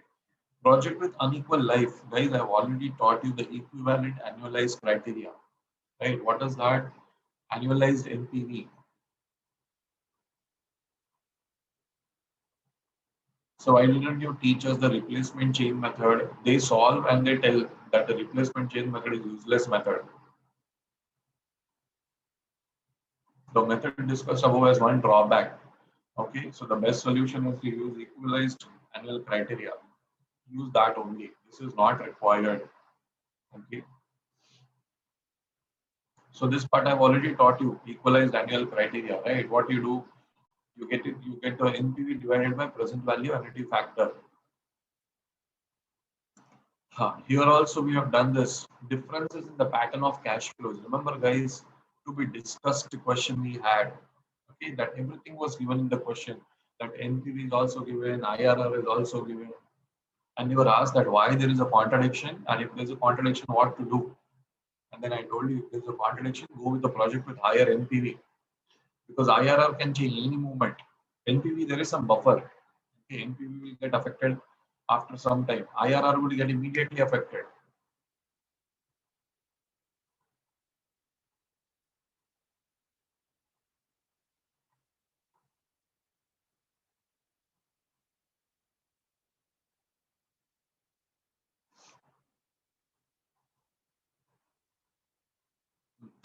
But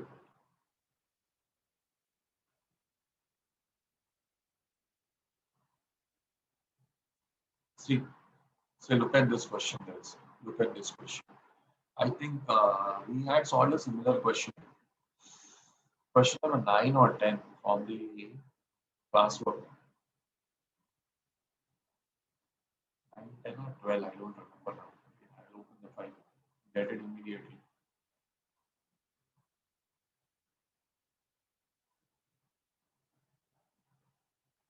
Question 12, na? Wait. You know what? I will have to prove it to people. Then ask that. Hey, it's a matter of 2 minutes. Just capital by it. Everything arranged, na? So it's like very easy for reference.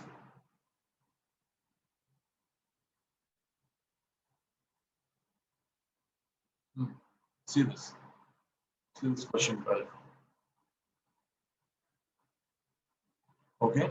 This is the same thing, guys. With the change over here, obviously, annual cash flow is different, but that's okay. The process is same, right? So we have done with this question, guys. Let's go last look question 12. Hey, hello, Lockwood, we have done. Don't remember? Question 21, puzzle types question, correct. Hello, I had given you the example, no? I want to replace the washing machine at home. Then I try to fit the same height, weight to washing machine. Yeah, I take that measure tape and count it. And then I try to utilize the existing utilities like the inlet of water, the outlet of water, and washing machine.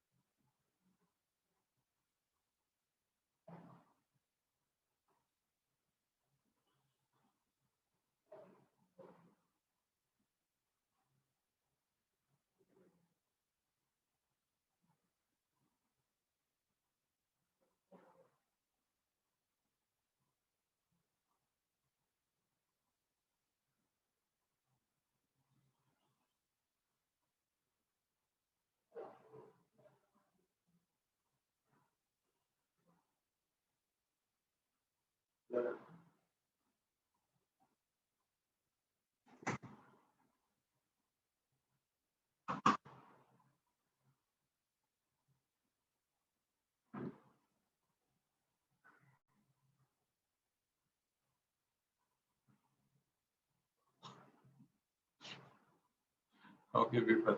Let's use it. Remember now, lockdown limited, lockwood, not lockdown. Ah, so done with this also. Ah, okay, so Unilever company is considering a line to supplement the range of the product after tax cash inflows are given. Viable of company computes. This is one. This is manageable. Elite cooker we have done. I suppose yes. Seller Limited is considering scrap eligibility with the project. Some kind of the first year. Okay. Should an estimated direct cost is a straightforward question. ABC Limited. See how the name is ABC Limited. Okay. Uh, Guys, we'll have to calculate NPVCO. Cost of the machine is given, running cost per year. NPVCO. And not a simple NPVCO, we'll have to do annualized. You remember annualized NPVCO? Look at the data given into the question. Both machine perform same guys. Only the cost of the asset is given and running cost is given. You remember? You remember we have discussed this also. No, not remembering. Actually, no, sir, we never taught us something like this. What do I do with these people? Now I have to search. I have to go with all the files. Hope I get it. I got direct same file open. Hey, my luck is so good. Calculation of NPVCO. Selection of a project and inflows are constant, hence not given in question, only outflows are given. Apply the simple logic of selecting the project on the basis of what lowest cost. Remember what we have done in the simple management. We have selected on the basis of cost analysis too, right? So I've taught you this. And once this is done, you get an annualized NPVCO. What say, Rakshita? Rakshita, we never did it, sir.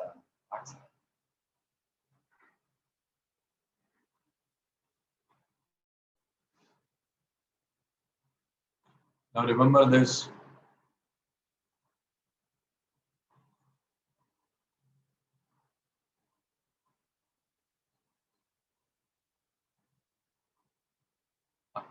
Yeah, hello, this LA.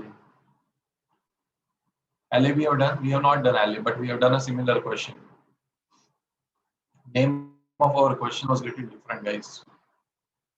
See, net cash inflows operating will be 36,000 per annum. Hey, hello. Our question was half of this question. Our question was half of this question. We had a machine 50,000 and 18,000 for 3 years. If the part is to be serviced at year end one, and if we don't service, then what will happen? Then at the fourth year end, we'll have to replace the part, and then in fourth year also we will get 18,000. See, fourth year also we get 36,000. Remember, our question was half of this. Hey, somebody tell me the question number, na? Has anyone written the question number?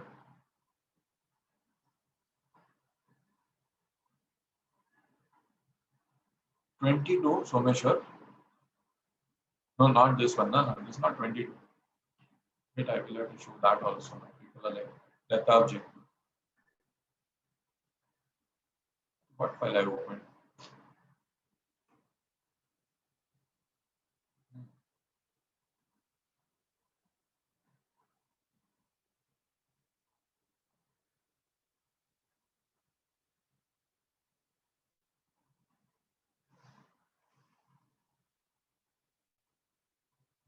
Nineteen.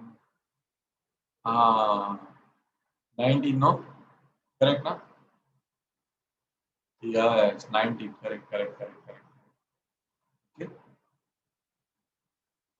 So I can see now. Same as what?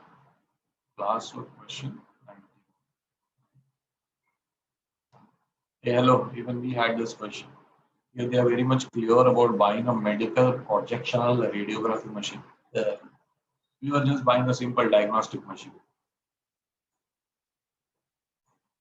right? We were buying diagnostic machine and we were getting a commission from that fellow for passing on patients to him. Some 12,000 per annum we were getting.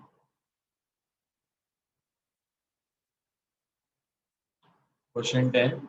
Hey, smart people. Classwork question 10. Loss of commission. Perfect. And you remember, Laksha, we subtracted the loss of commission at the end. We did not bring it before tax. We did it after tax because that law commission given in the question was net of taxes. It was a post tax value. So we subtracted also from the post tax value only. Right? I think the same thing happens over here. See the earning commission of 36,000 per annum net of taxes. Same thing, guys, we can manage this. Ah. XYZ is planning to introduce a new project with a project life of 8 years. Initial equipment will cost 3.5 crore. Additional equipment costing 25 lakh will be purchased at the end of the third year. I feel this question also you have done.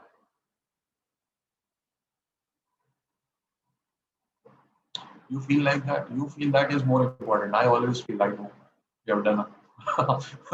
You feel that way is more important than me feeling that way. So I want you to put a question number over here. Okay, fine. Classwork question number 14. Happiness. We done, sir. So this is classwork question 14. Okay.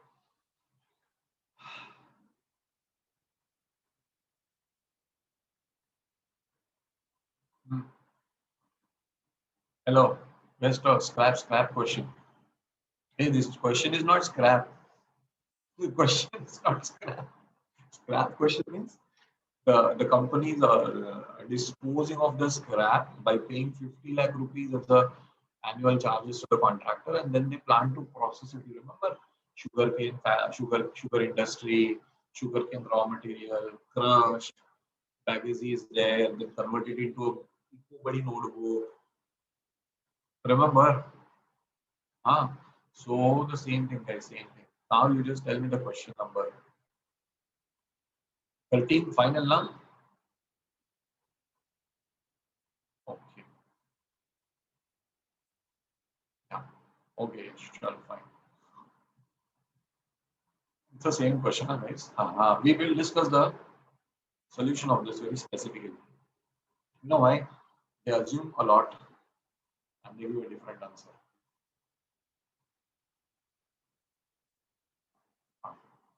See,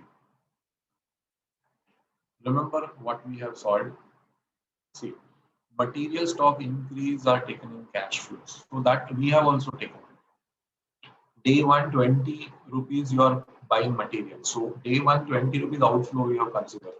I will remind our question. Then stock to be maintained at the year end 1, 2, 3 is 55. So from 20 to 55, it's an increase of 35. That also we have considered in year 2, year 3, year 4. And then I told you that year 4 you close your business, then obviously you will dispose of that stock, so it will be an inflow. Right? So that's what they have done. So absolutely fine. Idle time wages we have considered. I hope we have also considered that. That in year 1 and 2, there were some idle time wages, 10 lakh and 15 lakh or 15 lakh or 10 lakh, whatever. So I had explained you that, you see, guys, whether these people work or don't work, company has to pay them. So their payment is not relevant for the decision making. So remove it from the first year and second year's wages. Remember, guys? Huh? Okay. Then apportion factory overheads we have ignored, right? For yes, car showroom, correct. For apportioned factory overheads, I showed you that car showroom, correct? Already 9 models there, and then the 10th one comes. You remember all this? Huh? Very well. Okay. Interest is calculated at 14%. Whatever is the rate of interest given in the question, that we will follow. Okay. Now, why this? I don't know. Sale of machine, net income after deducting removal expenses taken. Why this tax on capital gains ignored? Like why to write a note like that? I don't know. Okay. See, net sale of machine, net income after deducting removal expenses. You remember, guys, 20 lakh we were getting as a salvage, but 15 lakh was the cost of removing that machine, dismantle and so how much is the net salvage in our hand? 5 lakh. We had done this in the question right now. Huh? Okay. Yeah. Then savings in this is the only thing, guys. Like they surprised me by doing this. Tax on capital gains is ignored. By writing a note like this, rather you take it into consideration. Don't take the tax on capital gain and write a note that no, no, I'm not taking. Tomorrow I will assume that okay, no income is coming. Assume. So PVCI zero sir, project useless.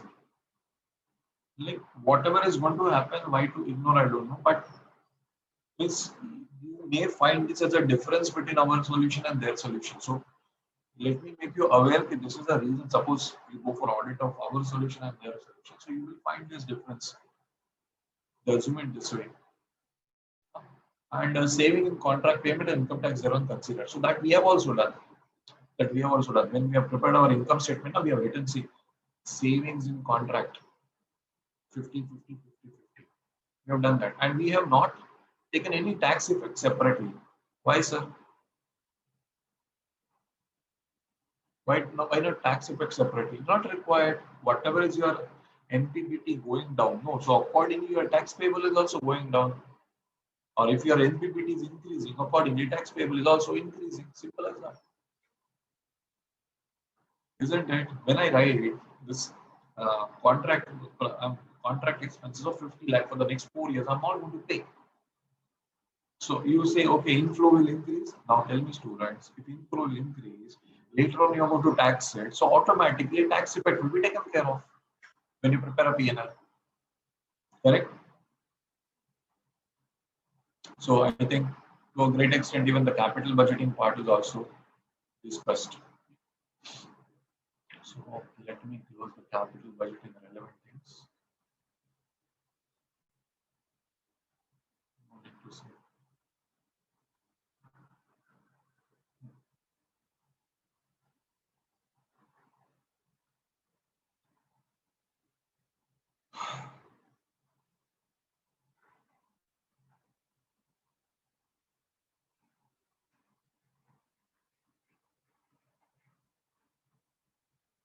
Yes, now let us first talk about accounting ratio part in our notes only. There's one small concept, generally it doesn't appear, but then I prefer to discuss it out. The heck it is already written over here. Okay.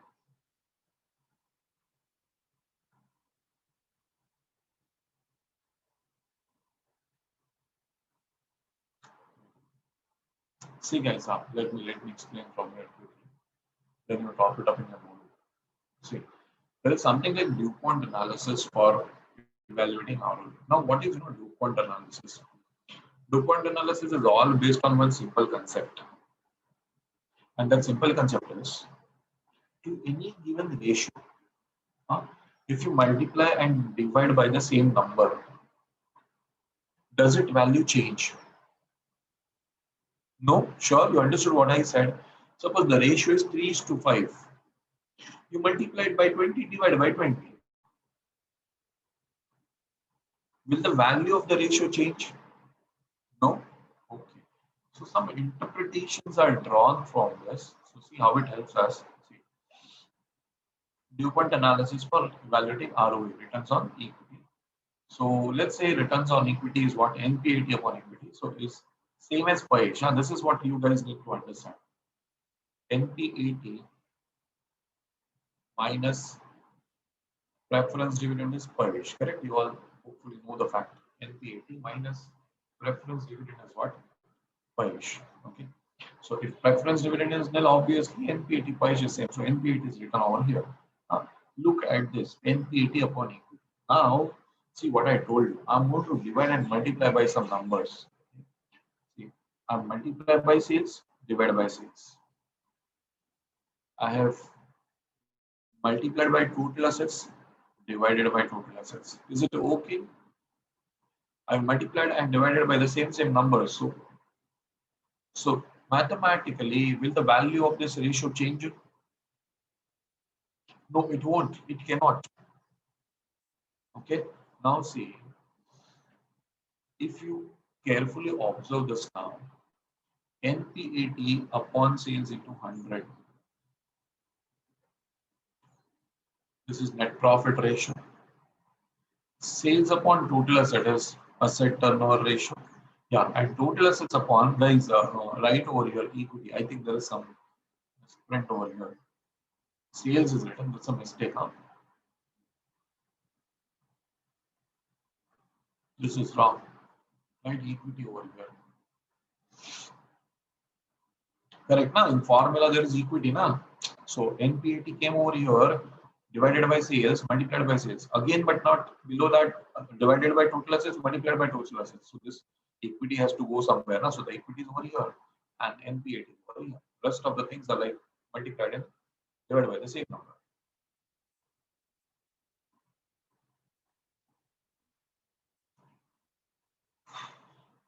Okay. Now, if you observe, see, see, I've just explained it like this. Make it easier for you. NPAT upon equity into sales upon sales into total assets upon total assets. So, like rearranging the things. NPAT upon sales upon total assets upon equity. So, NPAT upon sales is net profit ratio. Sales upon total assets is total asset turnover ratio. And guys, important to understand. They call this total assets upon equity as what? Equity multiplier. But for that, first you need to understand this. Total assets upon equity, proprietor fund. We have never done this formula, but we have done a reverse of this. We have done proprietor fund upon what? Total assets. PT we call guys, right? Hello? Proprietor fund upon total assets is PT. What it shows? It shows percentage of total assets financed by what? Proprietor fund. Okay, it's a balance sheet ratio. See, I'm giving you the example. Say proprietor fund is 100 and total assets are proprietor fund is 40, total assets are 100. So you calculate normal proprietary ratio. What is yeah, seventh ratio? Yes. Proprietary ratio is P upon T. So 40 rupees of proprietor funds and total assets are 100. So obviously it will be 40%. What does it mean? It means that total assets are how much? Total assets are 100, proprietor fund is 40. So what can I say? Out of the total assets, 40% are financed by proprietors fund. Proprietary ratio came to 40% means out of the total assets, 40% are financed by what? Proprietor fund. Okay. Now let's do it this way. Equity multiplier. What we said, it is total assets upon proprietor fund, 100 upon 40, 2.5. So instead of saying proprietary ratio is 40%, I can say total assets are 2.5 times of proprietor fund. Even this way I can interpret. That's why this answer, total assets upon equity, is called as what? Inverse of proprietary ratio, also known as what? Equity multiplier. And then sir, what is the use of this? The use of this is this, guys. Suppose I don't know returns on equity. Suppose I don't know returns on equity, but in the question somewhere I know net profit ratio, total asset turnover ratio, and the proprietary ratio. I can do inverse of proprietary ratio, multiply by total asset, multiply by net profit ratio. The total answer will be returns on equity.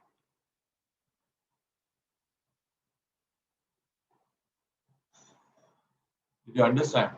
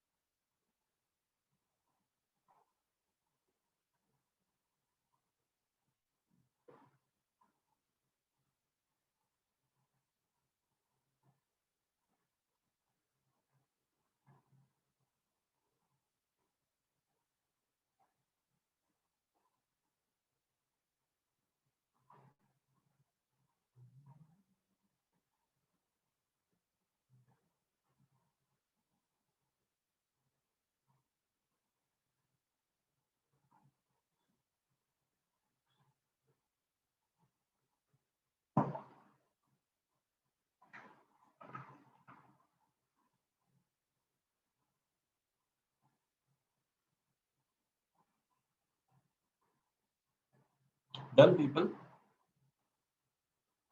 Done? What you've done, you've topped up in your notebook, in your notes. Understood this, what is the whole purpose, right? That if these three ratios are available, I multiply and I can get what? I can get returns on equity if required. Okay, I'll show you one more such analysis. Ah, shall we? You done with this now? If you have, I'm writing, if you have some space, write over there only, so that it will remain. Wow, wow, space is space. Okay, so let's do one more. Viewpoint analysis of, say, we will do it for returns on capital employed.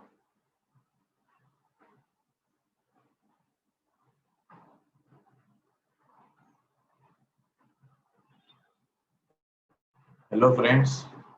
You remember the man on horse? Returns on capital employed. Returns in the numerator, capital employed in the denominator. That is how ideally it should be. Okay, so let's talk about ROCE as what? EBIT upon capital employed. Correct, friends? This is the formula for returns on capital employed. EBIT upon capital employed. Okay. So let's do the same thing. Multiply and divide by sales. So EBIT upon capital employed into sales upon sales. So we know that we are multiplying and dividing by the same number. So will the value of the ratio change? No, it won't. But okay, so let's split it now. EBIT upon sales into capital employed. I'm sorry. Sorry. One sales I have taken over here. So here I will have to say sales upon capital. Right now, correct? Okay, now you tell me what is EBIT upon sales? Operating profit ratio.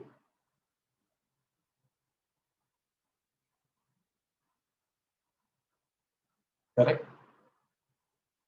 What is sales upon capital employed, guys? It is capital employed turnover ratio. 7 turnover ratios I taught you, right? You can visualize the balance sheet. 7 ratios placed in that balance sheet. The liability side, capital employed. Then on this side, assets. So total asset turnover, fixed asset turnover.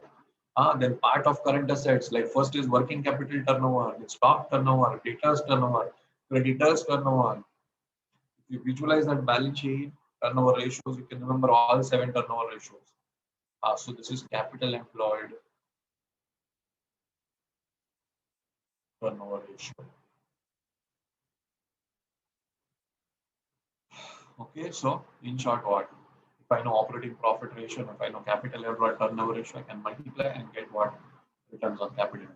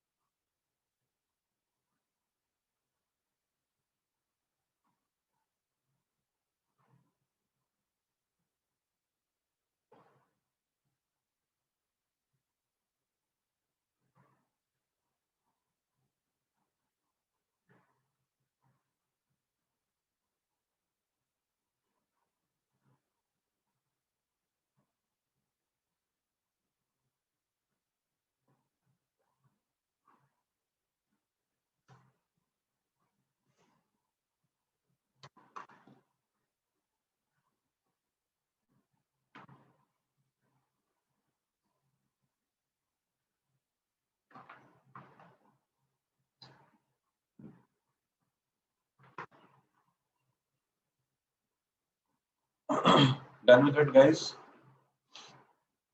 Understood well? Okay. Let's go to the middle part.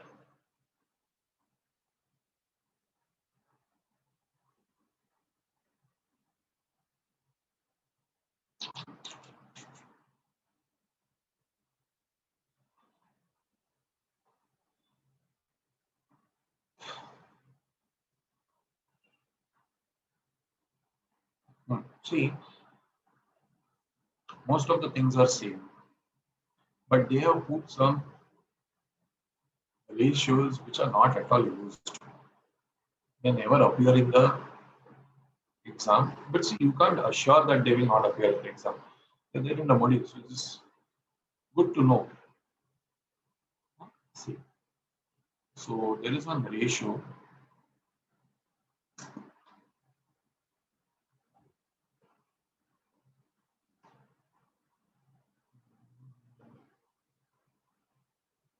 People, those who always search what we should calculate in what. Okay, so short-term liquidity ratios are this.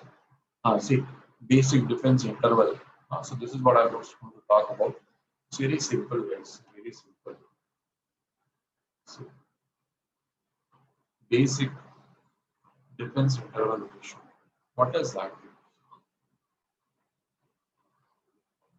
See,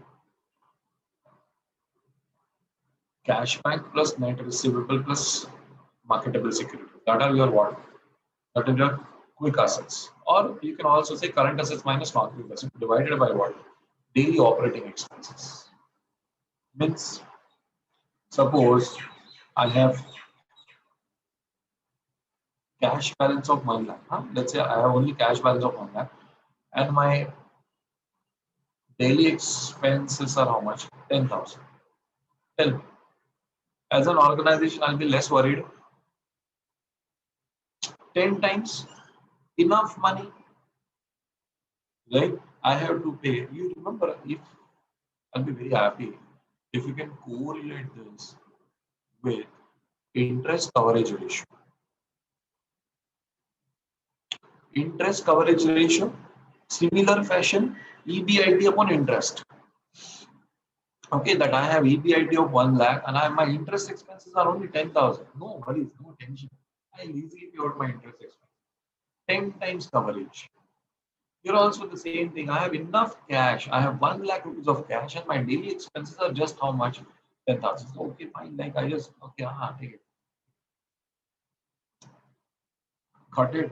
So that is all about this difference interval ratio. This is not very tough. Hope this is clear, guys. Okay. Then comes Tobin's Q ratio. Why this Tobin's Q ratio is there with few people, I don't know. Okay, no single question on that. Tobin's Q ratio is basically a macroeconomic variable, guys. It's an overall market ratio, basically. Find this Mr. Tobin. Tobin.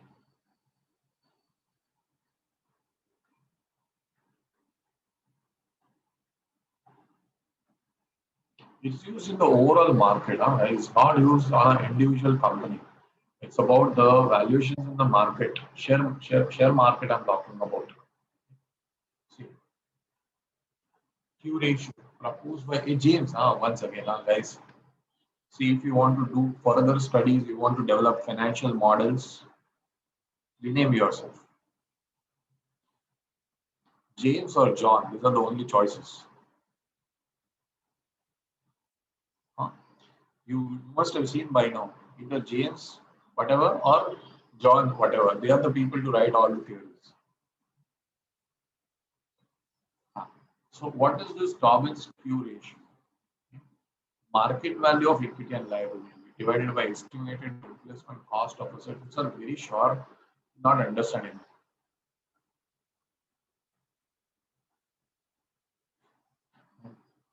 I'm confident that you will not understand it. Okay? See, guys, these all people talk about. These all people talk about macroeconomic values. You don't talk for one company. I'll explain you in simple words. See, I'll tell you that. What should I tell you? But taking khichdi over here would be a great idea. I'll write over here. So what am I taking as? I'm taking market value of shares of all listed companies. Listed company now, CA interest student can understand at least that much. Listed company you can understand the one which is listed in the share market. Okay, so the market value is very easy. It's I think it's a command, computer command, getting market value of the share prices of all the listed companies divided by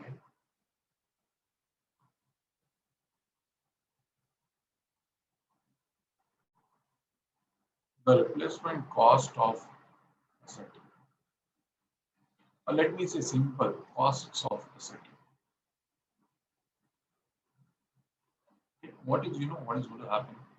You see the balance sheet, whatever assets you have in the balance sheet, whatever assets you have, okay, and the market value of the firm. It's a very good, simple. Okay, it's at a macroeconomic level. It is not done for one company. It is done for the overall economy. Q ratio. That's why you don't see it anywhere coming in your analysis. Q ratio. So talk more about this. Suppose I add up all the replacement costs and suppose it comes to 500. Okay, means yeah, after basic difference only I'm directly coming to this Ankita. No in between ratios. So listen, the replacement cost uh, of the assets is 500. Means what? Whatever assets I have, no, the value is 500. Okay. Then I go through the market value of shares and I come to know market value is also 500 of all the shares. So justified people, what I'm paying for the share, no, is justified. Equilibrium. Value is 1. Equilibrium. Fine. That means the cost of the assets and the market value is fair enough. Okay. Let's take another example. Suppose it is not like this, but it is like this. This is 500 only, and this is 200. What say, guys? Undervalued investment opportunity numbers. You're getting it at a very less price. By buying shares of 200, you will get values of the company worth how much? Worth 500. Hop on it. Got this? This is a sign of undervaluation.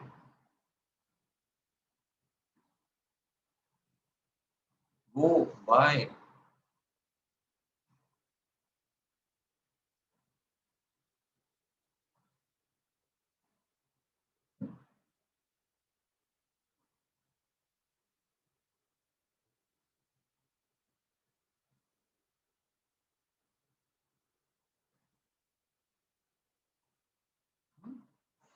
Let's talk about the other way around situation.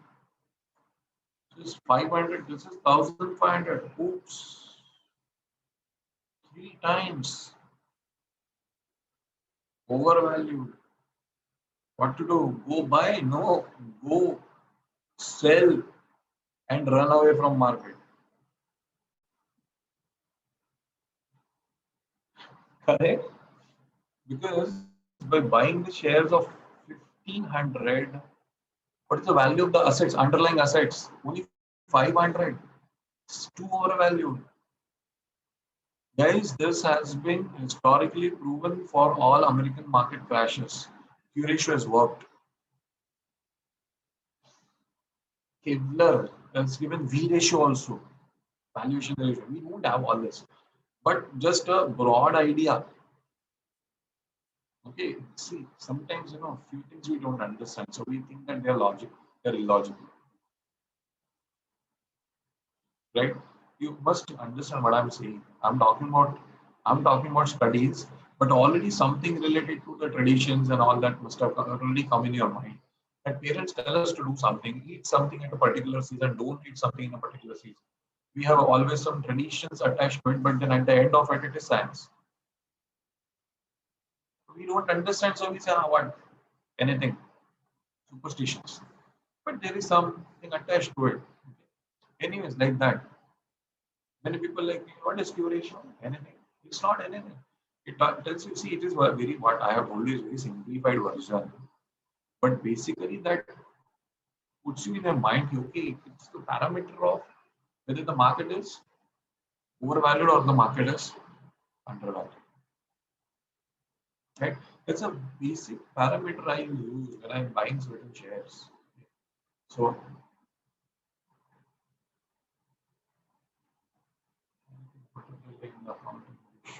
uh,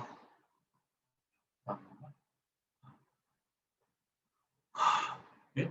So, hope you understand this promise curation. Okay. Now, see, friends, whenever ratio analysis topic happens, some places module is like, okay, uh, net profit after tax, net profit ratio also they calculate on EBIT or something. So you can always ignore that part. Okay, somewhere controversies may happen, but then keep calm, keep peace. So talking about this issue,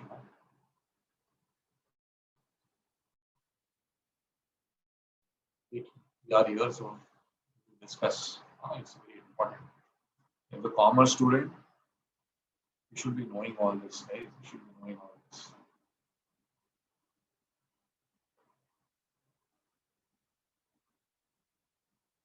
Have opened up.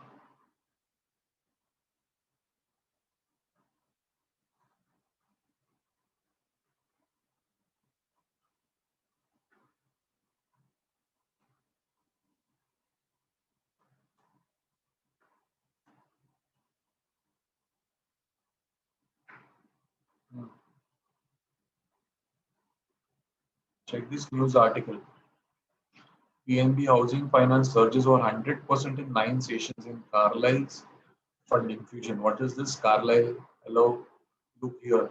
A consortium of investors, a group of investors led by Carlyle Group and former HDFC Bank chief executive Aditya Puri will invest 4,000 crore in PNB Housing Finance. Huh? And now, if we look at the share price, see what is happening in PNB Housing Finance.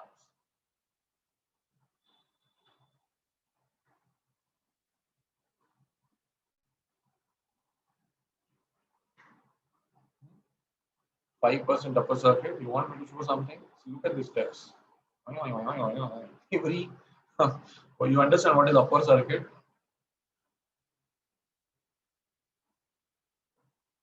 People, you understand what is upper circuit, buyer circuit.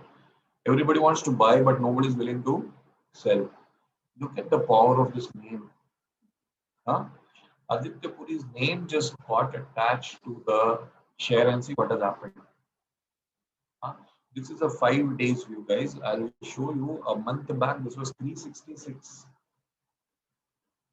Look over here. Look over here.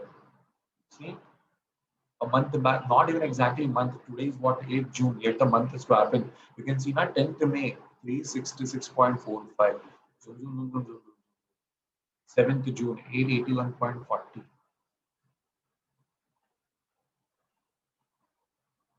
Huh? Bank gives you 4.5 or 5% when you keep the money for the whole year.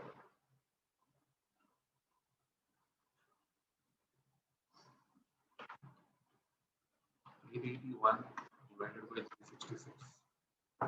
2.407, 2.41 times. You can say 241% growth.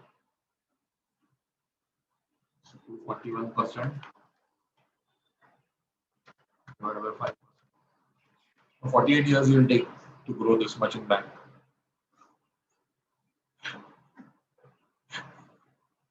Maybe compounding will take it to 40 years or maybe 35 years. But still, this has happened in 29 days. What is this? You understand it? You can understand the influential power of Mr. Aditya Puri, right? A known name. He is there in one more project. I'm not recollecting. He has joined the way he has joined this. No, he has joined one more company, and there also this is only this is what this only this is happening. Tuk, tuk, tuk, tuk, tuk, tuk. Same thing.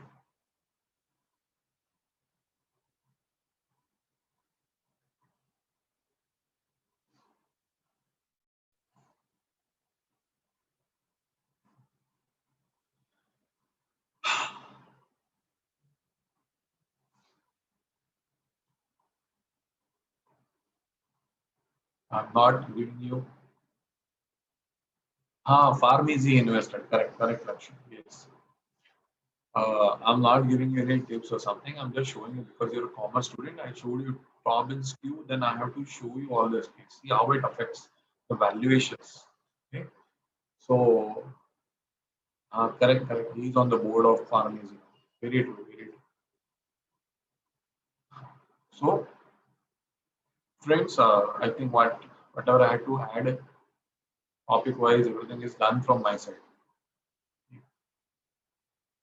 So, for all, I suppose for majority of you, the FM syllabus is over. Those who have joined a little late,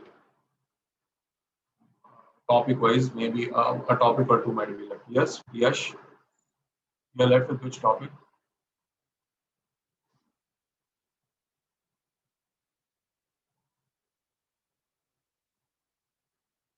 Cash value. So that office will tell you, office people will guide you for that. Huh? Fine. The rest of the things are done, hopefully done properly. Right? You will have enjoyed the things. Whatever, whatever little at least on online we could try to relax, we have done. Given maximum possible explanation, dealt with the module part also. After this also, if you face any problem, contact the branch, right? Uh, Ari, come on, I'm not going anywhere.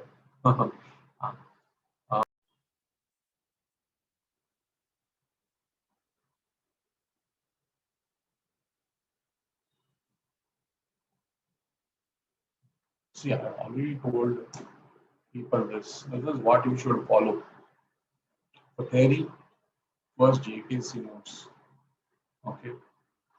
Then you can go for RTP and go for mock test, the theory part. Okay. Same thing you should follow for practical as well.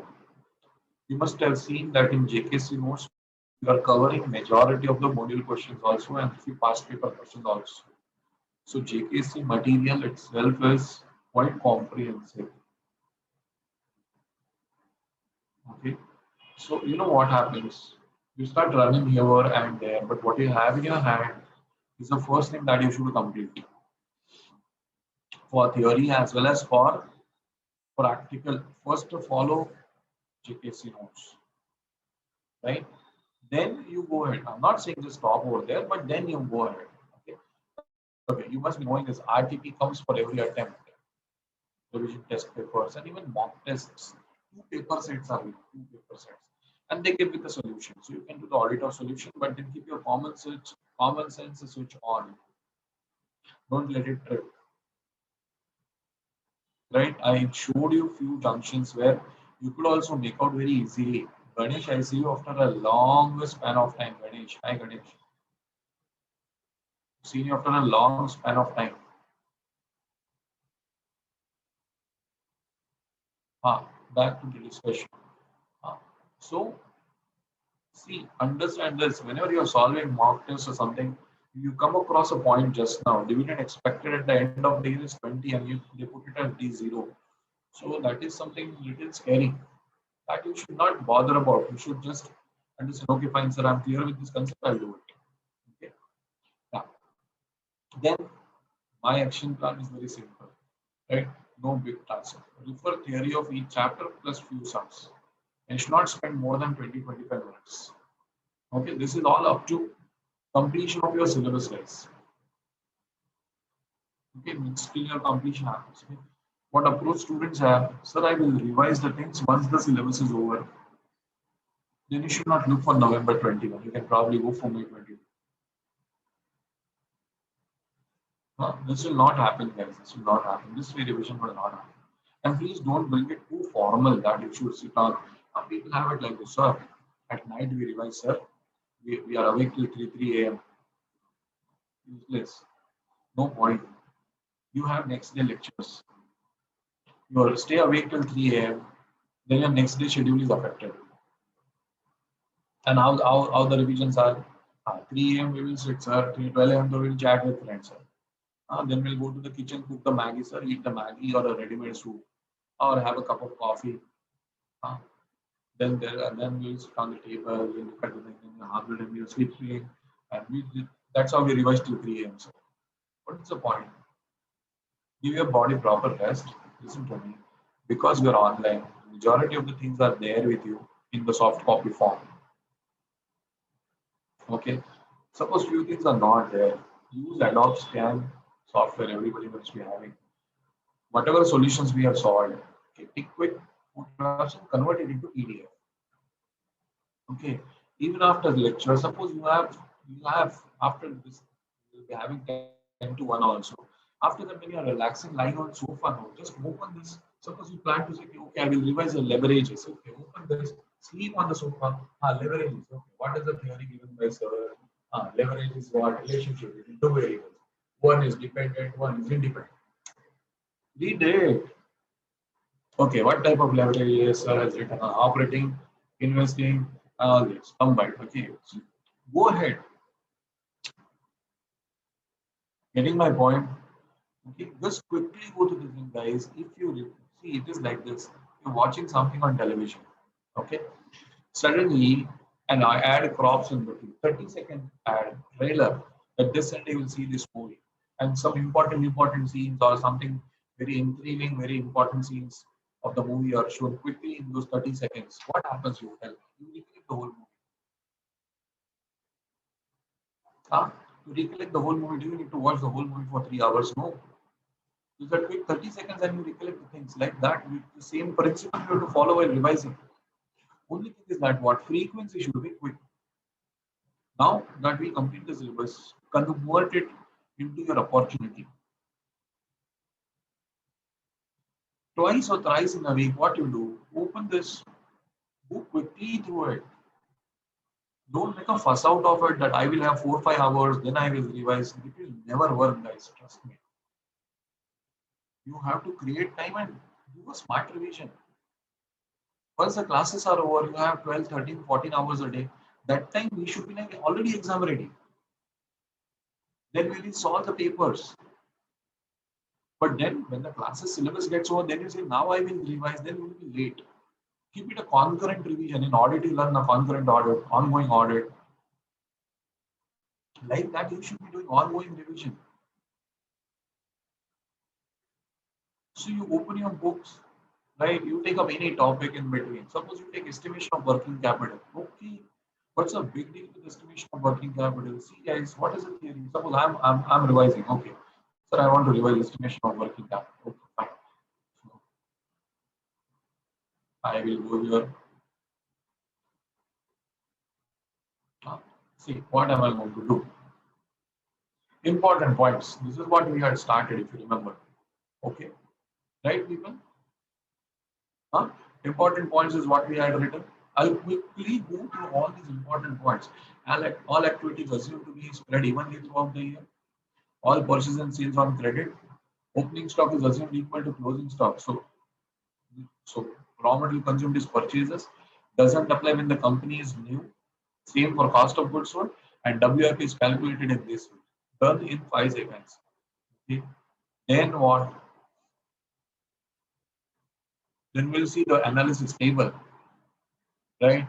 Estimation is future oriented. Working capital is CA minus CL. Okay, fine. What is general CA? Stock, debtors, splitted expenses, cash. What are CL? Fine. What are the bases? Fine. Okay. So this, this is the basis. Okay, fine. What we had discussed that how the cash works, cash cost, how it works, right? And then which method to select. Question doesn't specify, we will go with cash cost. If it specifies, and we will give a no. If it specifies, then we'll follow that basis, right?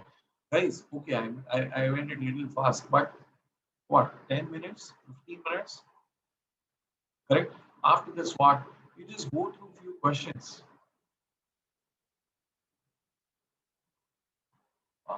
Just go through, open the solution, then open the question, and you realize that okay, fine, I'm remembering many of the things.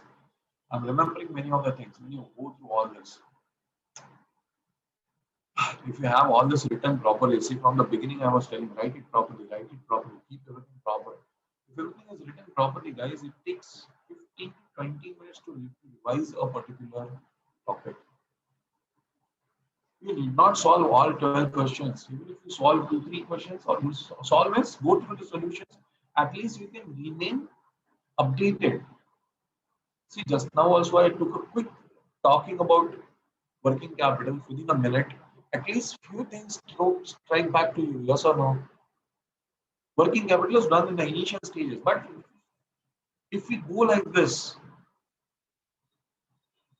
what lacks is we always think that we need a formal setup, 4 or 5 hours free. We will sit at one place, then revision will happen. It will not happen. Keep it informal, keep it casual. It's okay. While you apply for examination, they don't ask you how you revise, formally or informally. Informal revision, cancel application. No, not allowed. Send your photograph with this like this. No, nothing like that in their inform.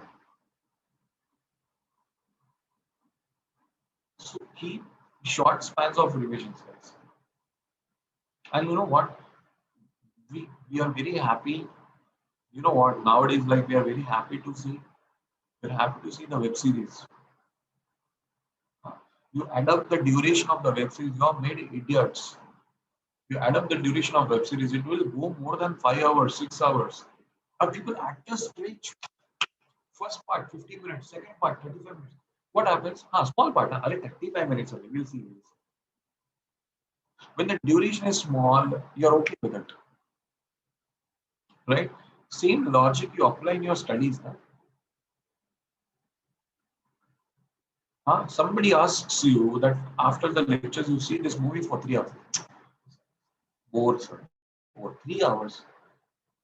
But same people open the particular web series and watch it. One part after the other. Some people watch all 9, 10 parts at one go.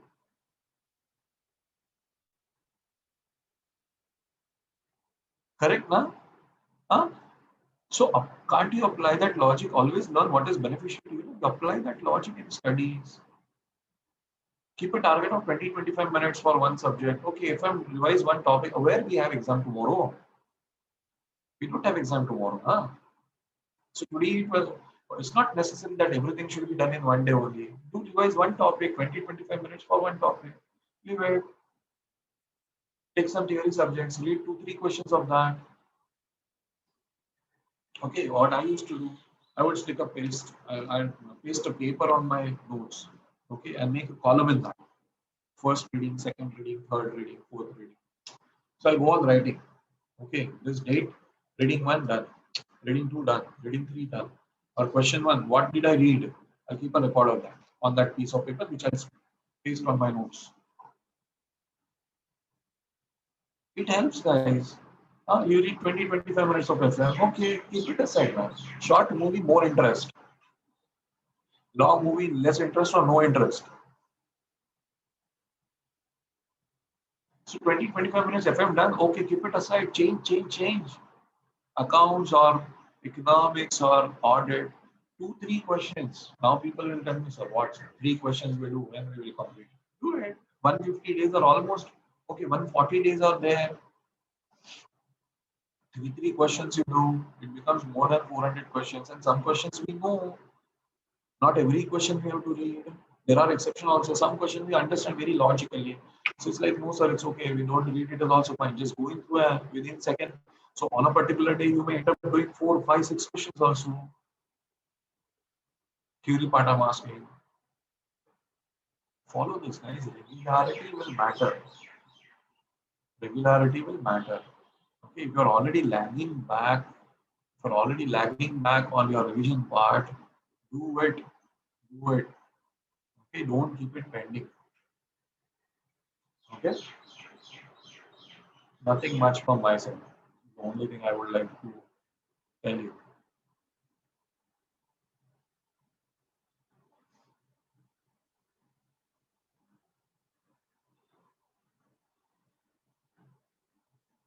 follow this, huh, guys? Please keep following this.